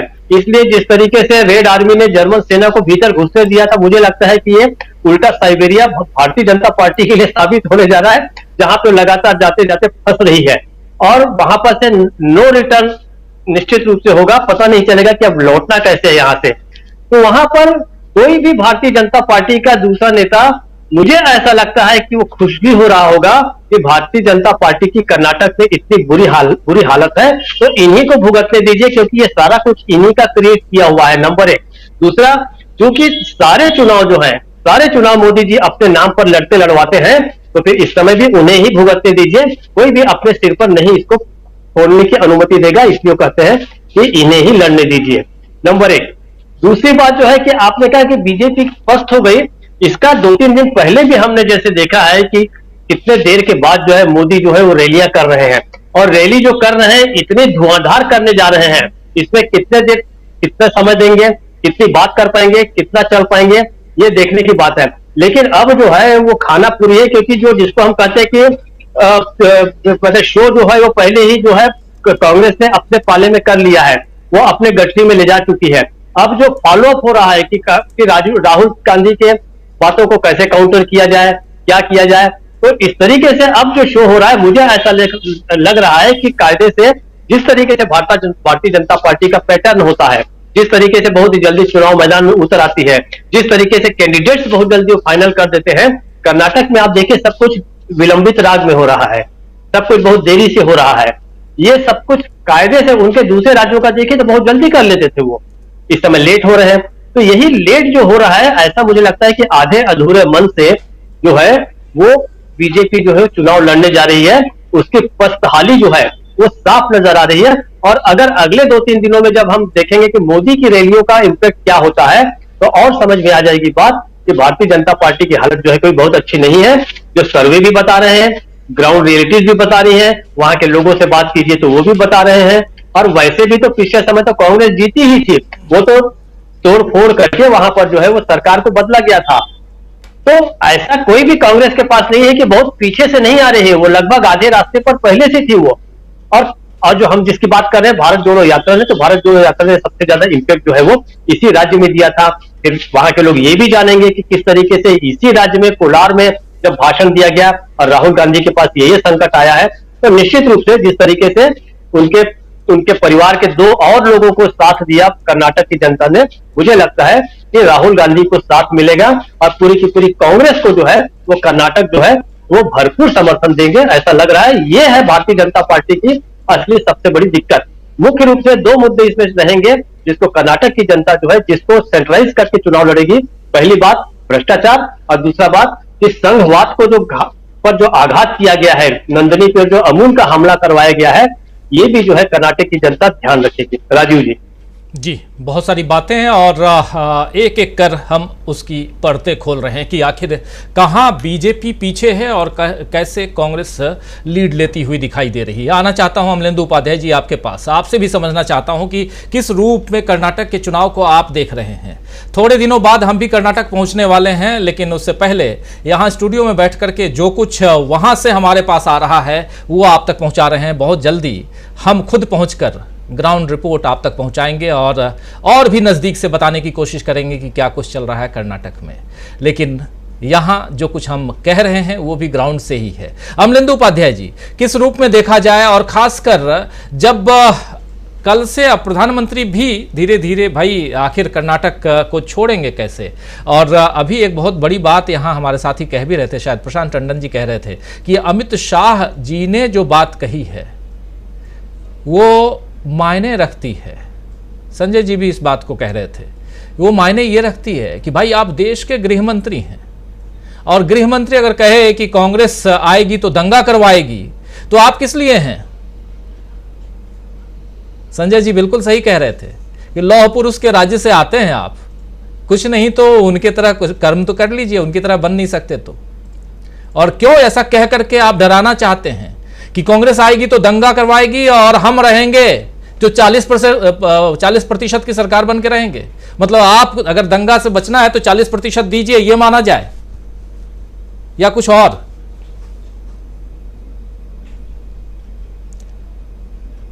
अनम्यूट कीजिए। निश्चित तौर पर राजीव जी, मैं पहले भी कई बार कह चुका हूं कि अमित शाह जी जो कहते हैं वो बहुत सच्चे मन से, पवित्र हृदय से कहते हैं और कतई मिथ्यावाचन नहीं करते हैं। अमित शाह जी खुल के कह रहे हैं, खुल के स्वीकार कर रहे हैं कि इस देश के अंदर भारतीय जनता पार्टी दंगे कराती है। उनकी बातों का यही सीधा अर्थ है और ये चीजें देखने में आई है जहां जहां भारतीय जनता पार्टी की सरकारें नहीं है। आपने भी देखा होगा पिछले दिनों रामनवमी पे वहां दंगे हुए। तो ये अमित शाह जी खुल के कह रहे हैं, आप इसको स्वीकार कर लीजिए। नहीं स्वीकार करते तो अमित शाह जी स्वीकार करवा देंगे, क्योंकि सरकार तो नहीं बन रही, दंगे तो होंगे फिर वहां। तो पहले से ही चेतावनी अमित शाह जी दे रहे हैं। तो ये बड़ी अच्छी बात है कि अब कर्नाटक की जनता जो है वो पहले से तैयार रहे कि अगर कर्नाटक में दंगा होता है तो वो कौन दंगा कराएगा, ये कर्नाटक की जनता अभी से समझ ले। तो ये उन्होंने एक तरीके से संकेत दे दिया है। और दंगों की भारतीय जनता पार्टी की राजनीति में बड़ी महत्वपूर्ण भूमिका है। अगर दंगे नहीं होते हैं तो भारतीय जनता पार्टी का वोट बैंक नहीं बढ़ता है, उसकी वोटों की फसल जो लहलाती नहीं है। तो दंगे भारतीय जनता पार्टी के लिए बहुत ज्यादा जरूरी है, बहुत ज्यादा आवश्यक है, ऐसा समझा जाता है। आम धारणा यही है। अब ऐसा है कि नहीं, ये तो अलग की बात है कि आम धारणा यही है कि भारतीय जनता पार्टी को दंगे चाहिए सत्ता में आने के लिए किसी भी तरीके से। अब वहां समस्या ये है राजीव जी की, जैसा कि आपने भी कहा कि 40% की सरकार है और राहुल गांधी लगातार जो वो कह रहे हैं कि 40% की सरकार है। और कल तो उन्होंने बड़े मजाक की बात बताई कि वहां कर्नाटक के मठ ने जो कहा कि उनको छूट दी गई 10% की और 30% उनसे कमीशन ली गई 40% की जगह। तो यानी कि देखिए धर्मादा ये देते हैं। मुझे अच्छी तरीके से याद है राजीव जी, हम लोग जब बचपन में थे तो हमारे यहाँ जो कुछ व्यापारी होते थे वो एक रसीद अपने पास रखा करते थे। उनके यहाँ कुछ सामान लेने के लिए जाओ तो वो देसी घी बेचा करते थे, तो वो धर्मादा काट के दिया करते थे कि ये 10 रुपया जो है वो गौ माता के लिए जो काट दिया था। उसके बाद जो वो उसमें मिलावट होती थी घी में, तो यानी पहले ही जो वो धर्मादा काट देते थे कि जो अनाचार और अत्याचार कर रहे हैं तो उसके लिए गौ माता के लिए वो निकाल के रख देते थे कि गौ माता को खिलाएंगे और वो जो है काला कारोबार सब करते रहेंगे। तो ये चूंकि ये असल में मूल पार्टी तो ये उन्हीं की है, छोटे जो उस तरीके के व्यापारी थे उनका। तो मूल जो अच्छा कहते भी अमित शाह जी वो चतुर बनिए हैं, ये कहते भी हैं अमित शाह जी। तो कुल मिलाकर के मसला यही है राजीव जी कि भारतीय जनता पार्टी जो कर्नाटक में जिस तरीके से बैकफुट पे आई है और उसको लग रहा है कि वहां सरकार जो है वो जा चुकी है, मतलब वो जाने वाली ही नहीं है, वो जा चुकी है, ये मान चुके हैं एक तरीके से। वरना अगर ऐसा नहीं होता तो अमित शाह जी इतना खुल के नहीं कहते कि यहाँ दंगे होंगे। अमित शाह जी अगर खुल के कह रहे हैं तो इसका मतलब यही है कि भारतीय जनता पार्टी तय कर चुकी है कि कर्नाटक से उसको अपना बोरिया बिस्तर उठाना है। तो ये वो मान चुकी। बाकी तो जनता के हाथ में कि किसको सत्ता में बैठाती है, इसको नहीं बैठाती है। लेकिन अगर जनता के मन की बात है, और मुझे लगता है कि अमित शाह जी जनता के मन की बात अच्छे तरीके से समझते हैं। प्रधानमंत्री के मन की बात समझते हो या ना समझते हो वो अलग का मसला है, क्योंकि प्रधानमंत्री अपने मन की बातें तो केवल रेडियो पर बताते हैं। लेकिन अमित शाह जी जनता की मन की बात समझते हो, जनता की मन की बात समझ के मुझे लगता है कि अमित शाह जी जो है वो इस तरीके की बातें कर रहे हैं। लेकिन वहां राजीव जी कुल मिलाकर के जो कहा जाए कि भारतीय जनता पार्टी के लिए दिक्कतें बहुत ज्यादा हैं। 40% कमीशन का मसला जो है वो जनता में पूरी तरीके से तैर रहा है। जनता बहुत त्रस्त है इस भ्रष्टाचार से। और देखिए राजीव जी, ये भ्रष्टाचार जो है, जैसे मैं पहले भी कई बार कह चाहूँ कि भारतीय जनता पार्टी का शिष्टाचार है। अभी थोड़ी देर पहले मैं एक एजेंसी की खबर पढ़ रहा था कि जो गाजियाबाद के सांसद हैं वीके सिंह साहब, जो केंद्रीय मंत्री भी रहे हैं, जिनका जन्मतिथि वाला मसला था, उनकी बेटी है मृणालिनी सिंह, उन्होंने FIR दर्ज कराई है अपनी ही पार्टी के जो वहां के शहर के विधायक हैं उनके प्रतिनिधि के खिलाफ, कि उसने अपने फोन के स्टेटस पे लगा के रखा कि मतलब मैंने जो है वो टिकट बांटने के लिए कमीशन दिया। अब यानी कि 40% कमीशन का आरोप जो कर्नाटक में लग रहा है, तो ये कमीशन खोरी का और भ्रष्टाचार के आरोप जो है ये आपस में लग रहे हैं उत्तर प्रदेश के अंदर भी। तो प्रधानमंत्री जो कहते थे खाऊंगा ना खाने दूंगा, ये सब जगह उजागर होने वाला है। मुझे लगता है कि 2024 तक आते आते ये खाऊंगा ना खाने दूंगा मसला जो है ये अच्छे तरीके से खुल करके सामने आ जाएगा। और सत्यपाल मलिक जिस तरीके से घूम घूम के कह रहे हैं कि प्रधानमंत्री को भ्रष्टाचार से कोई दिक्कत नहीं है, तो सारी चीजें मुझे लगता है कि भारतीय जनता पार्टी के गले पड़ने वाली है। भारतीय जनता पार्टी किस तरीके से निपटती है ये आने वाला समय राजीव जी तय करेगा। जी, सत्यपाल मलिक का नाम आप ले लिए, और सत्यपाल मलिक की चर्चा तो रोज़ हम कर ही रहे हैं और ज़रूरी भी है, क्योंकि वो आज भी पहुंचे हुए थे, जो जिनका जिक्र अभी प्रोफेसर अखिल स्वामी जी कर रहे थे कि देश का नाम रोशन करने वाली बेटियां जो हैं वो बैठी हुई हैं अपने हक के लिए जंतर मंतर पर इसी दिल्ली में, और वहां आज सत्यपाल मलिक पहुंचे थे। हर उन लोगों का साथ देने के लिए सत्यपाल मलिक तैयार हैं, अग्रसर हैं, जो लोग इस सरकार को हटा सकते हैं। ये कहना है सत्यपाल मलिक का खुद का कि 2024 तक ये लड़ाई जारी रहेगी।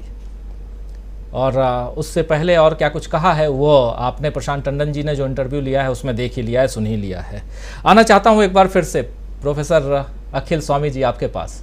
स्वामी जी, सत्यपाल मलिक तक कहानी आ गई, अभी आप कश्मीर से लौट के आए हैं और कश्मीर से ही तो कहानी की शुरुआत होती है। और कई लोग कहते हैं कि राष्ट्रवाद के नाम पर तो बीजेपी ऐसे भी जीत जाती है चुनाव, तो क्या कर्नाटक में भी राष्ट्रवाद देखने को मिलेगा? और अगर राष्ट्रवाद है, राष्ट्रवादी तो हम सब हैं, आप भी हैं, हम भी हैं, शुरुआत से बचपन से राष्ट्र की भावना ओतप्रोत है, लेकिन ऐसे में एक भरने वाला ये राष्ट्रवाद क्या होता है ये समझ में नहीं आता है। ज़रा आप कुछ समझ के आए हो कश्मीर से और जिसका कुछ कनेक्शन बनता हो कर्नाटक में, तो ज़रा बताने की कोशिश कीजिए। देखिए राजीव जी, थोड़ा सा मैं आपसे सहमत नहीं हूं। आपने कहा हम भी राष्ट्रवादी हैं, वास्तविकता में हम ही राष्ट्रवादी हैं। जो ये लोग अपने को जो राष्ट्रवादी कहते हैं ये राष्ट्र विरोधी हैं, ये टुकड़े टुकड़े गैंग हैं। और दूसरी बात देखिए, सत्यपाल मलिक को जिस प्रकार से उभरता हुआ मैं देख रहा हूं, अपने जवानी में मैंने जयप्रकाश नारायण को देखा है, मैं सत्यपाल मलिक को जयप्रकाश नारायण बनता हुआ देख रहा हूं। इतना धीर समर्पित आदमी ये कह रहा है देश की परिस्थिति शोचनीय है।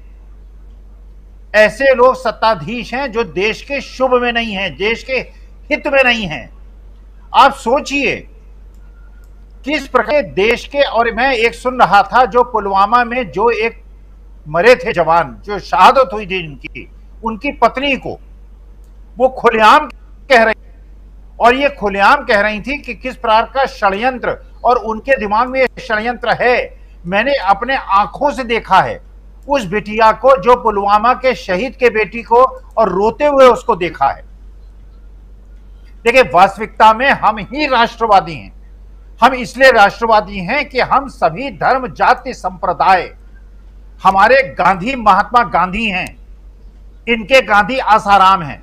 हमारे बापू महात्मा गांधी हैं, इनके बापू आसाराम हैं। हमारा धर्म पूरे हिंदुस्तानियों को एकत्रित करने का है। इनका धर्म मुसलमानों को, क्रिश्चियनों को, अल्पसंख्यकों को किनारे करने का है।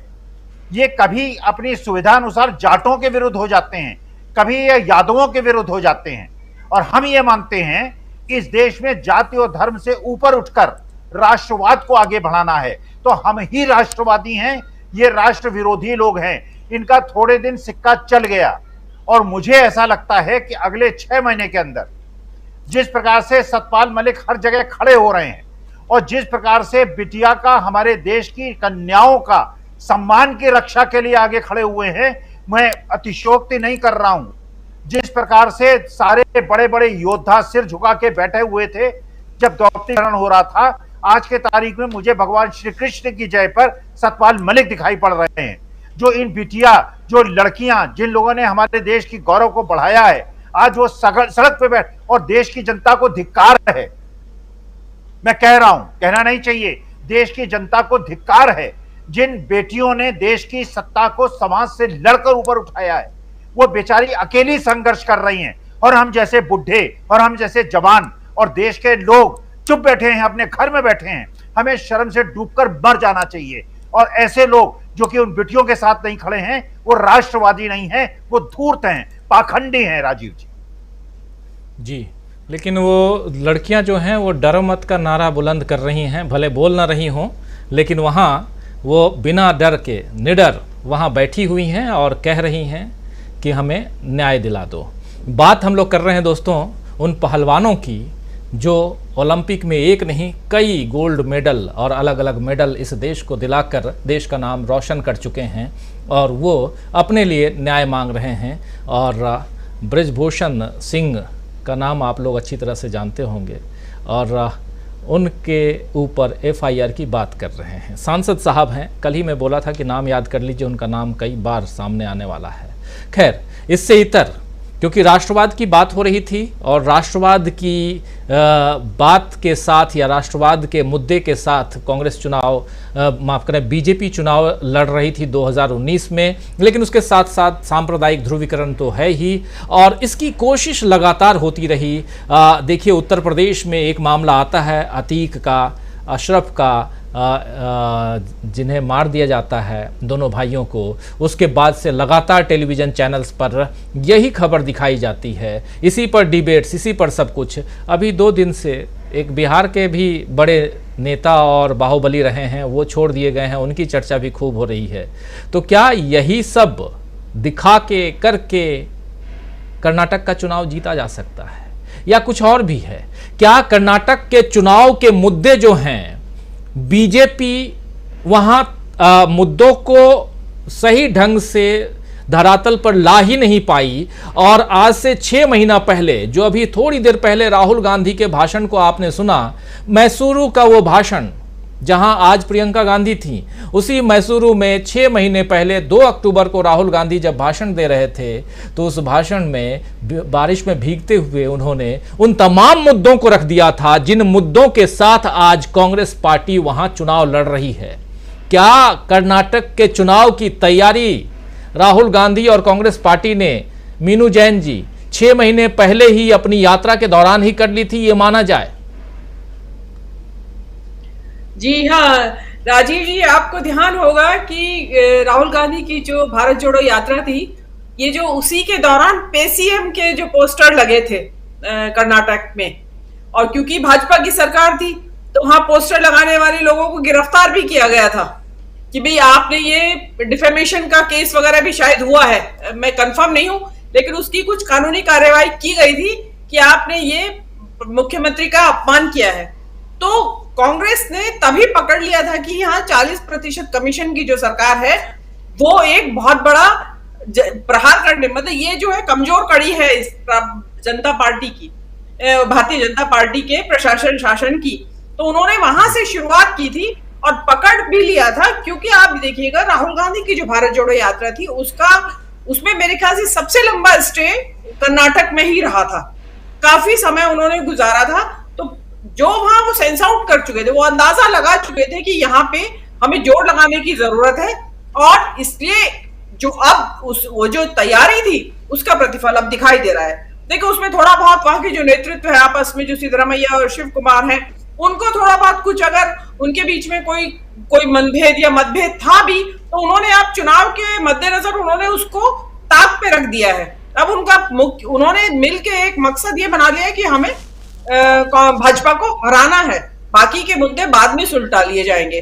और रही बात दूसरी की ये जो कांग्रेस की तैयारियों की बात है, उसमें आप देखिए कि बिल्कुल ऑर्गेनाइज तरीके से लगातार राहुल गांधी, नहीं तो प्रियंका गांधी, नहीं तो खड़गे साहब, मतलब जो दिल्ली से जो केंद्रीय नेतृत्व है वो वहां जो स्थानीय नेतृत्व है उनकी मदद के लिए, कैंपेन को बढ़ाने के लिए वहां पे लगातार जा रहा है। दूसरी बात, मैं आपने अभी राष्ट्रवाद की बात की, आज प्रियंका गांधी के भाषण में एक बहुत महत्वपूर्ण मुद्दा उन्होंने जो उठाया, उन्होंने कन्नड़ अस्मिता को जगाया।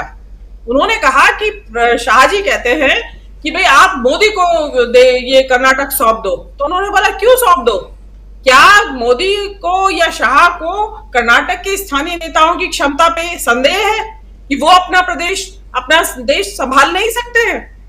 और उन्होंने इसी चीज को काफी लंबा उन्होंने इलेबोरेट किया और उसमें काफी जनता ने उसका जवाब दिया तालियां बजा के, और उन्होंने चीयर किया कि हाँ बिल्कुल सही कह रही हैं। तो देखिए, जो मोदी और शाह है वो बात करते हैं राष्ट्रवाद की, लेकिन उनके लिए क्षेत्रीय अस्मिताएं और इस देश की जो विविधता है, वो भाषाई विविधता हो, खानपान की विविधता हो या वेशभूषा की विविधता हो, उसके प्रति कोई सम्मान की भावना नहीं है।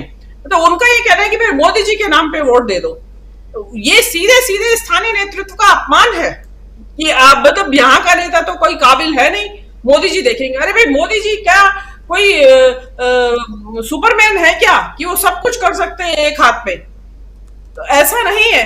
और देश के जो हम एक यूनिटरी फेडरल गवर्नमेंट है, कि हमारा संघवाद है, हमारे देश की जो संविधान की मूल भावना है उसमें कोऑपरेटिव संघवाद की बात की गई है कि सर्वसमावेशी सभी राज्य मिलके और एक मजबूत देश को बनाएंगे। लेकिन यहाँ पे क्या है कि यहाँ बस सब कुछ मोदी जी हैं, सब कुछ भाजपा है और सब कुछ हिंदी है। देखिए, मैं मानती हूं कि मेजॉरिटी ऑफ पीपल, अगर जनसंख्या का अनुपात निकाला जाए तो लोग बोलते हैं हिंदी भाषी है, लेकिन आप हिंदी की कीमत पे अन्य भाषाओं को पीछे नहीं धकेल सकते। जो भाजपा का मूल मंत्र है कि भाई एक भाषा होनी चाहिए, एक वेशभूषा होनी चाहिए, वो उन्होंने आज प्रियंका गांधी ने उसको जगाया है और मैं मानती हूं कि इसको ये आगे ले जाया जाएगा। आज उन्होंने प्लांट कर दिया है ये, और उसमें जनता का जो रिस्पांस आया है उससे भी उत्साहित होंगे वो, और ये एक बहुत बड़ा हार का कारण बनेगा भाजपा की वहां कर्नाटक में। राजीव जी। जी संजय जी, ये आखिर भाजपा में कमजोर कड़ी अगर खोजा जाए तो कौन है? हालांकि बोला जाता है कि दो ही की भाजपा, मतलब दो या ज़्यादा से ज़्यादा ढाई, अगर अपने अध्यक्ष को भी उसमें ले ले तो 2.5 लोगों की भाजपा। कमजोर कड़ी कौन? कमजोर कड़ी है कि टीम ही नहीं है, सिर्फ कप्तान है। बीजेपी में सिर्फ कप्तान है। आप 2 लोगों की टीम कह लीजिए या आप कप्तान कह लीजिए, कैप्टन और उप कप्तान 2 ही लोग हैं, बाकी तो कोई है नहीं। और अब देखिए कि पूरी टीम इनकी किस तरह से एकदम, अभी कहा ना कि नीचे वाले लोग तो कोई है ही नहीं, 2 ही आदमी काम कर रहे हैं। भाई, इलेक्शन लड़ा जाएगा तो कर्नाटक के लिए कर्नाटक की टीम होगी, जैसे कांग्रेस की लड़ रही है, कांग्रेस की कर्नाटक की टीम। अभी मैं एक वीडियो देख रहा था, मोदी जी ने कहा था कि कांग्रेस किसी गांधी परिवार से बाहर के किसी व्यक्ति को अध्यक्ष बना दे और तब मैं मान लूंगा वगैरह, जैसे मोदी जी बोलते हैं वैसे बोल रहे थे। और उसके साथ ये दिखाया गया कि अब तो मतलब गांधी परिवार के नहीं, मल्लिकार्जुन खड़गे कांग्रेस के अध्यक्ष है। तो मोदी जी का जो मुद्दा था कांग्रेस के खिलाफ, भ्रष्टाचार, उसका कोई आधार नहीं था। गांधी परिवार, वो इन लोगों ने दिखा दिया। अच्छा शासन देना या अच्छा प्रशासन देना वो है नहीं, टीम इनके पास है नहीं। तो जो इनकम्पिटेंसी है वो सब तो दिख ही रहा है, था भी। उसके बावजूद जनता ने चुना था कि शायद ये पावर में आएंगे तो कुछ करेंगे, कुछ लोग जुड़ेंगे, लोग जुड़े भी, लेकिन सबको मिला के भी ये अच्छा गवर्नेंस तो नहीं दे पाए। और हिंडनबर्ग की रिपोर्ट के बाद या राहुल गांधी की यात्रा के बाद कहिए कि धीरे धीरे इनके खिलाफ लोग बोलने लगे या लोग आने लगे। सतपाल मलिक उसमें शामिल है, लेकिन वो राहुल गांधी की पदयात्रा के बाद ही हुआ। और राहुल गांधी की पदयात्रा की बात जैसे चली थी वैसे ही नेशनल हेराल्ड का केस आ गया था। तो इनकी योजना तो थी ही कि राहुल गांधी को बोलने नहीं देना है। जो लोग बोल रहे थे उन सब लोगों को रोकने का, बंद करने का सब इंतजाम तो ये करते रहे थे। गुजरात में कोर्ट की क्या हालत है वो अब दिखाई दे रहा है। तो इन लोगों ने शासन के नाम पे किया क्या है वो बहुत क्लियर है। और पहले कहा जाता था कि शायद 2024 का इलेक्शन होगा ही नहीं, 2024 के इलेक्शन की बात तब चली जब ये लगभग श्योर हो गया कि 2024 तो ये क्लियरली जीत रहे हैं। बदली है, हालात बदले हैं बहुत बाद में, और अब ये स्थिति हो गई कि 2024 का इलेक्शन नहीं करवाएंगे, ऐसा हो नहीं सकता है। लेकिन पहले तो यही लग रहा था कि 2024 का इलेक्शन होगा कि नहीं होगा, पता नहीं, शायद नहीं करवाएंगे, क्योंकि इन्होंने काम तो कुछ किया नहीं था, इलेक्शन जीतने के हालात तो थे ही नहीं। जो इन्होंने किया था उन सब की पोल खुल जाएगी, या वो सब इस तरह बुरी तरह फ्लॉप हो जाएगा। आप उसको जैसे भी देखिए, जो इन्होंने इंतजाम किए थे कि कोई कुछ बोलेगा नहीं, कोई विरोध नहीं कर पाएगा, वो सब बुरी तरह फ्लॉप हो गया है। और इसलिए इनसे संभाले नहीं संभल रहा है, और इन्होंने उसकी तैयारी नहीं की थी। अगर हिंदुत्व के दम पर ही जीतना है तो हिंदुत्व में यही कि कांग्रेस आएगी तो दंगा हो जाएगा। उसके मुकाबले प्रियंका गांधी का भाषण बहुत ही मैच्योर्ड है, बहुत ही बढ़िया से बहुत ही मैच्योर्ड पॉलिटिकल भाषण है। अगर हिंदुत्व की ही बात करनी है तो उसमें हिंदुत्व का क्या नहीं है? आशीर्वाद है, संयोग है, दादी है, 3 पुस्त है, 3 पुस्त को प्रणाम है, सब कुछ है, तो उस संस्कार है, सब कुछ है उसमें। वो हिंदुत्व ज्यादा बढ़िया से हो रहा है और दिखाई भी नहीं दे रहा है, कम से कम फूहड़ तो नहीं है, और बहुत बढ़िया से सारी बातें आई। तो हिंदुत्व को, हिंदुओं को आकर्षित क्या करेगा? प्रियंका गांधी करेंगी। तो इनका ये कह देना कि दंगा करवाएगी कांग्रेस, वो सबको पता है कि दंगा कौन करवाती है। मैंने पिछली बार कहा था कि 70 से निखार उठा के दिखा लीजिए कि दंगा किसने करवाया, और जिसने करवाया उसको किसने फायदा दिया, वो रिकॉर्ड है। बोले सब जांच आयोग बनते रहे, अच्छा पहले जांच भी होती थी, अब तो वो भी कुछ नहीं होता। तो बहुत ही बुरा हाल है, और अब लगभग सब पोल खुल गई है। इनको उम्मीद नहीं थी कि लोग इस तरह से बोलने लगेंगे। मैंने अखबार में भी खबर नहीं छपती थी, टेलीविजन चैनल सबको ये कंट्रोल कर रहे थे। मीडिया को कंट्रोल करने के लिए या यूट्यूब को कंट्रोल करने के लिए उपाय देखिए, आईटी एक्ट में जो वो नियम है कि सरकार जो कहेगी उसको डाउन करना पड़ेगा, ये नियम ही बहुत ही गलत है। और उस पर कुणाल कामरा का केस है, सरकारी वकील दलील दे रहा है कि उसका लोकस स्टैंडिंग नहीं है। लोकस स्टैंडिंग की बात है या कानून की बात है या जनहित की बात है? मुझे तो लगता है कि ऐसे व्यक्ति को सरकारी वकील होना चाहिए कि नहीं होना चाहिए, ये मेरा लोकस स्टैंडिंग है कि उनको सरकारी वकील नहीं रहना चाहिए। इस पे बहस होनी चाहिए, उनको सरकारी वकील के पद से हटाना। सरकारी वकील वो सरकार की भक्ति के लिए नहीं है या सरकार की चमचागिरी करने के लिए नहीं है, वो जनहित के लिए है। तो इस तरह से चीजों को मोड़ दिया गया है कि सरकारी वकील सरकार या एक पॉलिटिकल पार्टी जो सत्ता में उसका सपोर्ट करेगा। मैं नहीं समझता कि सरकारी वकील का ये काम है। सरकारी वकील का काम तो जनहित देखना है, और एक नियम जो सरकार ने बनाया है वो अगर जनहित के खिलाफ है तो कोई भी उस पर केस कर सकता है। अव्वल तो सरकार को बनाना ही नहीं चाहिए था, और कोई भी शिकायत कर सकता है। अब सरकारी वकील कह रहा है कि इसका लोकस स्टैंडिंग नहीं है कि वो इस पर केस करे, ये कोई बात है? तो ये व्यवस्था के नाम पर इन लोगों ने ये किया था, शासन के नाम पर इन लोगों ने ये किया था। तो इससे तो वोट मांग नहीं सकते। इससे ये हो सकता था कि कोई खिलाफ बोलता नहीं या खिलाफ वोट नहीं पड़ते। अब वो दोनों नहीं होने वाला है, और संभालना इनको आता नहीं है। भाई नोटबंदी आपने किसी की सलाह पे कर दी, लेकिन उससे जो नुकसान हुआ उसको ठीक करने के लिए क्या करना है वो आपके पास एक्सपर्टीज नहीं है, और अगर है तो आपका इरादा नहीं है, आप जरूरत नहीं समझते उसके। तो दोनों तरह से देश का तो कबाड़ा कर दिया, देश का नुकसान ही किया है इन लोगों ने। तो ये अगर सबको, आवाम को नहीं समझ में आए, लोगों को लग गया कि मंदिर बन जाएगा तो वही बड़ा काम है, या मस्जिद गिरा दिया वही बहुत बड़ा काम था, तो मस्जिद गिराने के लिए आप कितने पुरस्कृत करेंगे, कितने दिन के लिए सत्ता सौंप देंगे? तो ये तो जनता देर से देर समझेगी ना। आखिर नौकरी रोटी सबको चाहिए, तो जब लोगों को नहीं मिल रहा है तो ये बातें साफ हो रही है। और उसमें जब कांग्रेस की एक्सपर्टीज या उसका अनुभव आ रहा है तो वो दिखाई दे रहा है कि ये तो चारों खाने चित है। लगभग वैसी ही स्थिति है कि लगभग चारों खाने चित है, और कांग्रेस जो चाह रही है वो कर रही है, और वो कन्वे हो रहा है। और इनका, और ये जो कहना चाह रहे हैं उसका बिल्कुल उल्टा असर हो रहा है। तो ये मतलब ये होना ही था, लेकिन हो गया, ये संयोग है, और इसको भी ये लोग संभाल नहीं पाए। ये इनकी इनकम्पिटेंसी है कि जो आपने रणनीति बनाई थी उसको भी नहीं संभाल पाए, या उसको इतनी आसानी से उसको छोड़ कर दिया गया और वो फूट गया या बेकार हो गया। ये भी इनकी इनकम्पिटेंसी है, और ये कांग्रेस की कम्पिटेंसी है जो अब दिखाई दे रहा है और लोगों को समझ में आ रहा है। जी जी बिल्कुल प्रशांत जी, बहुत सारी बातें हैं, और जब भी हम लोग पॉलिटिकल समीक्षा करते रहे हैं तो उसमें हम लोग हमेशा हमने देखा कि बीजेपी को आगे रखने की कोशिश होती रही और रणनीतियां रही हैं ऐसी। लेकिन अब ये पहली बार ऐसा दिखाई दे रहा है, जो सर्वे आ रहे हैं, कल भी कुछ चैनल पे और वैसे चैनल्स पे जो किसी भी हालत में आखिरी वक्त तक बीजेपी को जिताते थे, वो कांग्रेस को जिता रहे हैं। मतलब परिस्थिति बदली हुई है। कल एक चैनल पे सर्वे आ रहा था, उसको देख रहा था मैं, वहाँ भी मतलब अभी तक जितने सर्वे, हर सर्वे में कांग्रेस को एज है या पूर्ण बहुमत है, ये दिखाया जा रहा है।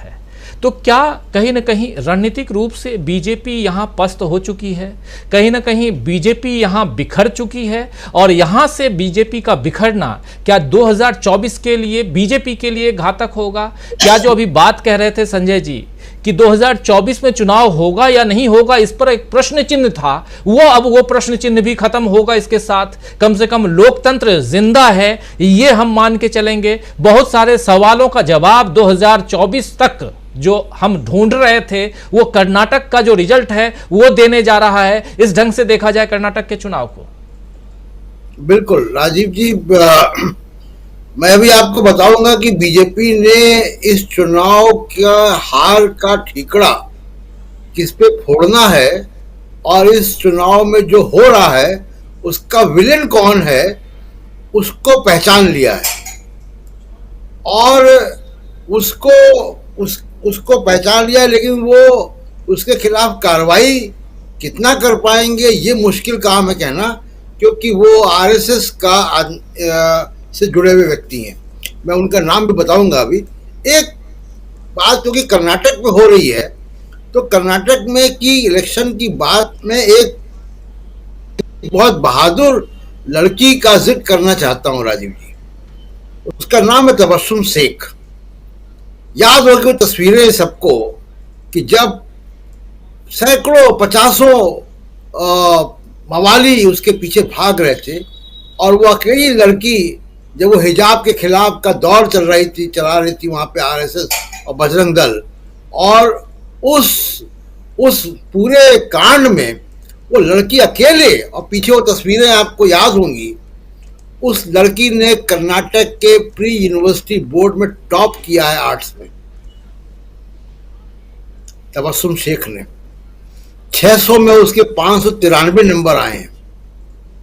सोचिए, उसकी लगन देखिए उस लड़की की कि किस मनस्थिति में उसने पढ़ाई की होगी, और उस मनस्थिति में उसने 593 नंबर लाई है 600 में। अब मैं बात करता हूं जी, जो मैं बात कह रहा था कि कौन है वो विलेन जिसको बीजेपी तलाशेगी। वो जी है बीजेपी के ही संगठन जनरल सेक्रेटरी बीएल संतोष। बीएल संतोष राजीव जी चुनाव से पहले बहुत एक्सपेरिमेंट कर रहे थे। येदियुरप्पा से उनकी कभी नहीं बनी, और येदियुरप्पा से ना बनने की वजह जो भी हो, वो एक नया एक्सपेरिमेंट कर रहे थे। कुछ उनकी अपनी जो है महत्वाकांक्षाएं रही होंगी। शायद वो ये देख रहे होंगे कि नरेंद्र मोदी भी मुख्यमंत्री थे और मुख्यमंत्री बनने से पहले संगठन मंत्री थे, तो वो टेम्पलेट है एक ऊपर तक जाने का। तो वो बीएल संतोष साहब ने क्या किया कि जो एक्सपेरिमेंट हुए, येदियुरप्पा को काटना, किनारे करना, येदियुरप्पा के बेटे को टिकट न देना, ईश्वरप्पा को टिकट न देना, जगदीश शेट्टार का टिकट काट देना, लक्ष्मण उप मुख्यमंत्री लक्ष्मण सेवदी का टिकट काट देना, और ये सारे लोग जो है जगदीश शेट्टार और लक्ष्मण सेवदी ये चले गए कांग्रेस में। तो ये जो है वो एक्सपेरिमेंट कर रहे थे कि लिंगायत नेताओं को साइडलाइन करो और एक नई लीडरशिप वहां पे क्रिएट करो, और वो शायद अपने लिए स्पेस क्रिएट कर रहे थे। और उनके साथ जो दूसरे व्यक्ति दे रहे थे वो जो है वो थे प्रहलाद जोशी। अब प्रहलाद जोशी का भी नाम आ रहा है कि पार्लियामेंट्री अफेयर्स मिनिस्टर रहे हैं वो, और कोल और पार्लियामेंट्री स्टोर वो भी कर्नाटक से ही आते हैं, parliamentary affairs minister Prahlad Joshi. और वो भी इन दोनों की पार्टनरशिप में कर्नाटक में इलेक्शन के ठीक पहले जो बीजेपी की मिडिल लीडरशिप में जो कंफ्यूजन हुआ, जो स्टेट लीडरशिप में कंफ्यूजन हुआ, जो टिकट काटे गए, वो एक बड़ी वजह बनेगी बीजेपी में जो कंफ्यूजन है, और उस कंफ्यूजन की वजह से बीजेपी का एक ये हाल जो अभी दिख रहा है, जो स्टडी और सर्वे आ रहे हैं। अब देखिए, लेकिन एक बात हकीकत ये भी है राजीव जी, जैसे अमित शाह के बयान आ रहे हैं, मोदी का बड़ा अग्रेसिव होगा, योगी जी भी जाएंगे, योगी जी जब भी जाते रहे हैं तो ऐसा नहीं कि उनको सीटों में तब्दील होता रहा है उनका मामला, और वो एक अलग इशू है। लेकिन एक फैक्ट ये भी है कि अकेला फुटहोल्ड है कर्नाटक बीजेपी का दक्षिण भारत में, और शायद कोई मीडिया हाउस ये चर्चा नहीं कर रहा है शुरू से, जो डीवी लाइव पे हम लोग चर्चा कर रहे हैं महीनों से, कि बीजेपी का साउथ में प्रेजेंस नहीं है, कंसंट्रेशन उनका जो है वो हिंदी बेल्ट में है, और वो साउथ में एक्सपैंड नहीं कर पाए। तो अब वो साउथ में एक्सपैंड नहीं कर पाए, तो अगर वो चाहेंगे कि बीजेपी जो मोदी साहब की केरला के रोड शो से कर ले, या कोई थर्ड फोर्थ रैंक के नेताओं को पार्टी में शामिल कराए कर ले, तो बड़ा मुश्किल काम लगता है कि AK एंटनी के बेटे को शामिल करके आप कर्नाटका में बीजेपी का झंडा जो है उठा दे, या मेट्रो मैन को CM कैंडिडेट बना के 80 साल से ऊपर की उम्र में, वो ये सब फेल्ड एक्सपेरिमेंट है जो बीजेपी करे, डेस्परेट एक्सपेरिमेंट है। लेकिन दक्षिण भारत में उनका दरवाजा बंद हो जाएगा। कर्नाटक में तो फिर भी उनकी ऑर्गेनाइजेशन है, एक हिस्ट्री रही है, बड़े नेता कर्नाटक से आते रहे हैं, चाहे वो येदियुरप्पा हो, येदियुरप्पा से पहले भी बड़े नेता वहां से आते रहे हैं। तमिलनाडु, पौंडीचेरी, आंध्र प्रदेश, तेलंगाना, केरला, वहां तो कुछ भी नहीं है इनका। तो ये कर्नाटक की दुकान अगर बंद होगी तो साउथ इंडिया का रास्ता ही बंद हो जाएगा राजीव जी। जी, साउथ इंडिया का रास्ता बंद, तो नॉर्थ इंडिया की स्थिति कैसी है इसके बारे में आप सब अच्छी तरह से जानते हैं। जरा आना चाहता हूं जल्दी दोनों हमारे साथी अमलेंदु उपाध्याय जी और दीपक पाचपोर जी, क्लोजिंग कमेंट आप दोनों के पास। अगर साउथ इंडिया का दरवाज़ा बंद तो नॉर्थ इंडिया में बम्पर सीटें मिली थीं। नॉर्थ इंडिया को जरा मिडिल इंडिया से जोड़ के, सेंट्रल इंडिया से जोड़ के देखा जाए तो नीचे के जो 2-3 स्टेट, गुजरात, राजस्थान, फिर मध्य प्रदेश, छत्तीसगढ़, इन सारे स्टेट्स में देखिए तो लगभग 95 से लेकर के 100% तक सीटें आई थी। और उसके बाद अब क्या उतनी सीटें आएंगी? अगर उतनी सीटें नहीं, क्योंकि इसलिए कर्नाटक की बात कर रहा हूं कि कर्नाटक में भी शानदार सीटें थीं, और कर्नाटक का दरवाजा बंद, तो 2024 में फिर क्या होगा मोदी जी का? लेकिन बात अभी कर्नाटक की कर रहे हैं। किस रूप में, क्लोजिंग कमेंट के हिसाब से मैं आपसे बात कर रहा हूं कि किस रूप में देखा जाए, क्या अब बिखरी हुई इस बीजेपी के पास, अब BL संतोष का नाम बता रहे थे अभी प्रशांत टंडन जी, और ठीकरा फोड़ने का एक जरिया भी मिल गया है, एक चेहरा भी मिल गया है। और बिल्कुल सही, बहुत सारी खबरें पिछले दिनों छपी हैं BL संतोष के बारे में और येदियुरप्पा के बारे में। येदियुरप्पा भी खफा हैं, BL संतोष भी खफा हैं, और जो लोग दिल्ली से हैं, पहुंच रहे हैं वहाँ, वो इम्पैक्ट नहीं छोड़ पा रहे हैं। सहारा अब सिर्फ एक आदमी का है, वो है प्रधानमंत्री नरेंद्र मोदी। और प्रधानमंत्री नरेंद्र मोदी जितनी सभाएं करेंगे वो उल्टा पड़ने वाला है, क्योंकि फिर गिनती तो होगी कि कितनी सभाएं प्रधानमंत्री ने की और कितनी सीटें लेके आए, वहां से भी उल्टा होगा। तो क्या अब बहुत बुरी तरह फंस चुकी है बीजेपी? क्या इसमें हम ये देखें आप दोनों से, और कल इस चर्चा को और आगे बढ़ाएंगे, आप तमाम साथियों के बीच भी लेके आएंगे, क्योंकि बहुत इंपॉर्टेंट सवाल यहां आखिर में एक आया है कि क्या हम ये देखें कि प्रधानमंत्री क्या करें क्या न करें वाली स्थिति में आ गए हैं कि अगर जाऊं और गंवा दूं तो भी खराब है, ब्रांड एम्बेसडर जो है वो नीचे जाएगा।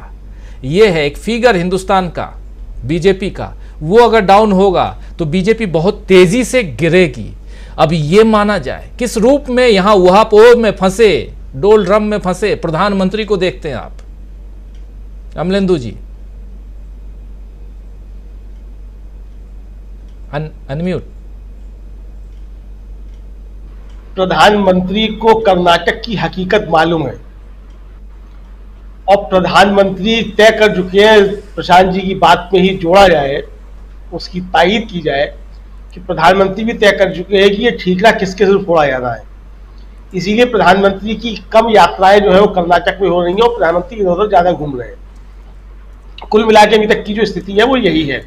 अब आगे क्या होगा वो देखा जाएगा। लेकिन राजीव जी, जहां तक सवाल ये है कि प्रधानमंत्री की चर्चा होगी कि नहीं होगी, कि क्या उनका स्ट्राइक रेट निकला, तो वो चर्चा नहीं होगी, क्योंकि चर्चा जो करता है वो मुख्य धारा का मीडिया जो है वो करता है।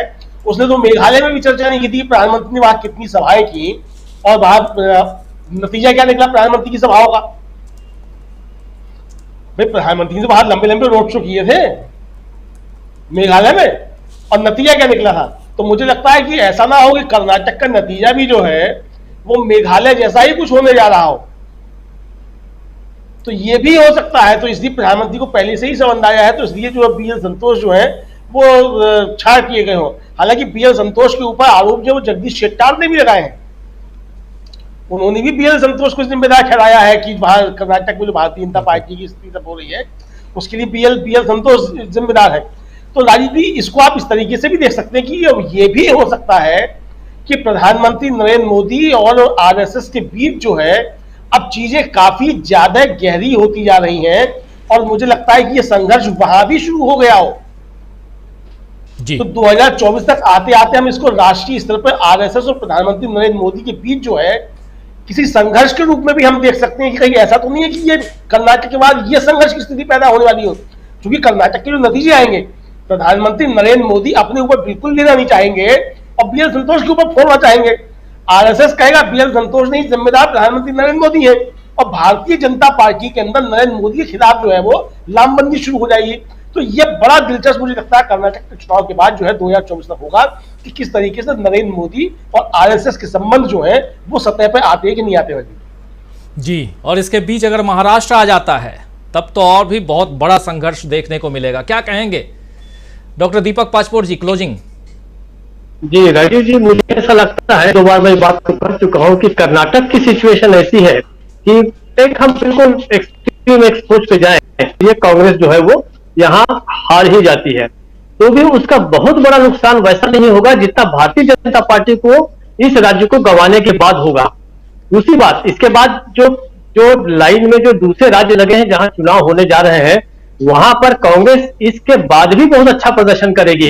कर्नाटक जीतने के बाद तो आप समझ लीजिए कि फिर तो कम से कम 3 राज्य तो ऐसे हैं कि जहां पर निश्चित रूप से छत्तीसगढ़ तो उसके पास पहले से है, राजस्थान को भी शायद वो रिटेन कर ले, और उसके बाद मध्य प्रदेश को भी फिर से वो पैसे पा लेगी जो उसने पिछले समय भी पाया था। और जम्मू कश्मीर में जैसा अगर चुनाव होते हैं तो वहां पर PDP और नेशनल कॉन्फ्रेंस के साथ जो है वो निश्चित रूप से ऐसा लग रहा है जिस तरीके से उनकी नजदीकियां हो रही हैं उस हिसाब से कुछ न कुछ गठबंधन होगा। और लेकिन इसमें जो सबसे बड़ा खतरा कौन से राज्य गंवाने या पाने की बात नहीं है, इसके बाद मुझे ऐसा लगता है कि कर्नाटक अगर हार गए तो मैं एक बार फिर से बोल देना चाहता हूं और रिकॉर्ड पर ले आना चाहता हूं इस बात को कि मोदी के खिलाफ इसके बाद जो असंतोष पार्टी के अंदर बढ़ेगा कि पहली बार जो है मोदी को जवाब देना पड़ेगा वहां पे। अब इस बार ये बात नहीं चल सकती कि वहां के किसी स्थानीय नेतृत्व के ऊपर आप इसका जिम्मा सौंप दें। लोग जान रहे हैं कि चुनाव जो है आप ही लड़ रहे थे, आप और शाह लड़ रहे थे और नड्डा लड़ रहे थे, और इसकी जिम्मेदारी है अब मोदी के खिलाफ, मोदी पर जब सवाल पूछा जाएगा जवाबदेही तय की जाएगी। और पार्टी के अंदर भी असंतोष इसके बाद बढ़ सकता है मोदी के खिलाफ। 2024 में प्रधानमंत्री पद का उम्मीदवार कौन हो, इसके लिए बहुत बड़ा सवाल जो है वो शायद जम्मू कश्मीर के चुनाव के बाद उभर कर आएगा और पार्टी को और संघ को सोचना पड़ेगा। राजीव जी, आप कई बार ये बात कह चुके हैं और आप ये भी कह चुके हैं कि 2024 में शायद PM पद की उम्मीदवारी प्रधानमंत्री नरेंद्र मोदी जो वर्तमान हैं उनको ना मिले। खैर, इस पर चर्चा बाद में करेंगे और बहुत महत्वपूर्ण चर्चा होगी बीजेपी की तरफ से, इस पर भी विचार तो किया ही जाएगा। लेकिन आज की तारीख में कर्नाटक में चुनाव जो है वो बहुत दिलचस्प मोड़ पर पहुंच चुका है। जल्दी ही उस दिलचस्पी को और नज़दीक से देखने और आप तक पहुंचाने के लिए हम कर्नाटक में होंगे, आप तक पहुंचाएंगे वहां की पल पल की खबरें। और कांग्रेस अभी तक बाजी मारती हुई दिखाई दे रही है। हमारे साथ हमेशा की तरह एक वरिष्ठ बुद्धिजीवी पैनल मौजूद होता है और आप सब तक सबके विचार, अलग अलग विचारों को हम पहुंचाने की कोशिश करते हैं और खबरें तो रहती ही हैं। बहुत शुक्रिया अदा करना चाहता हूं आप तमाम साथी, संजय जी, मीनू जी, प्रशांत टंडन जी, दीपक जी, अमलिंदु जी और साथ में जुड़े थे प्रोफेसर अखिल स्वामी जी। आप सबको बहुत शुक्रिया कि इस कार्यक्रम में आपने हिस्सा लिया। और आप तमाम साथी शुभचिंतक हमारे जो अब तक बने हुए हैं, जुड़े हुए हैं, आप सबको भी बहुत बहुत धन्यवाद।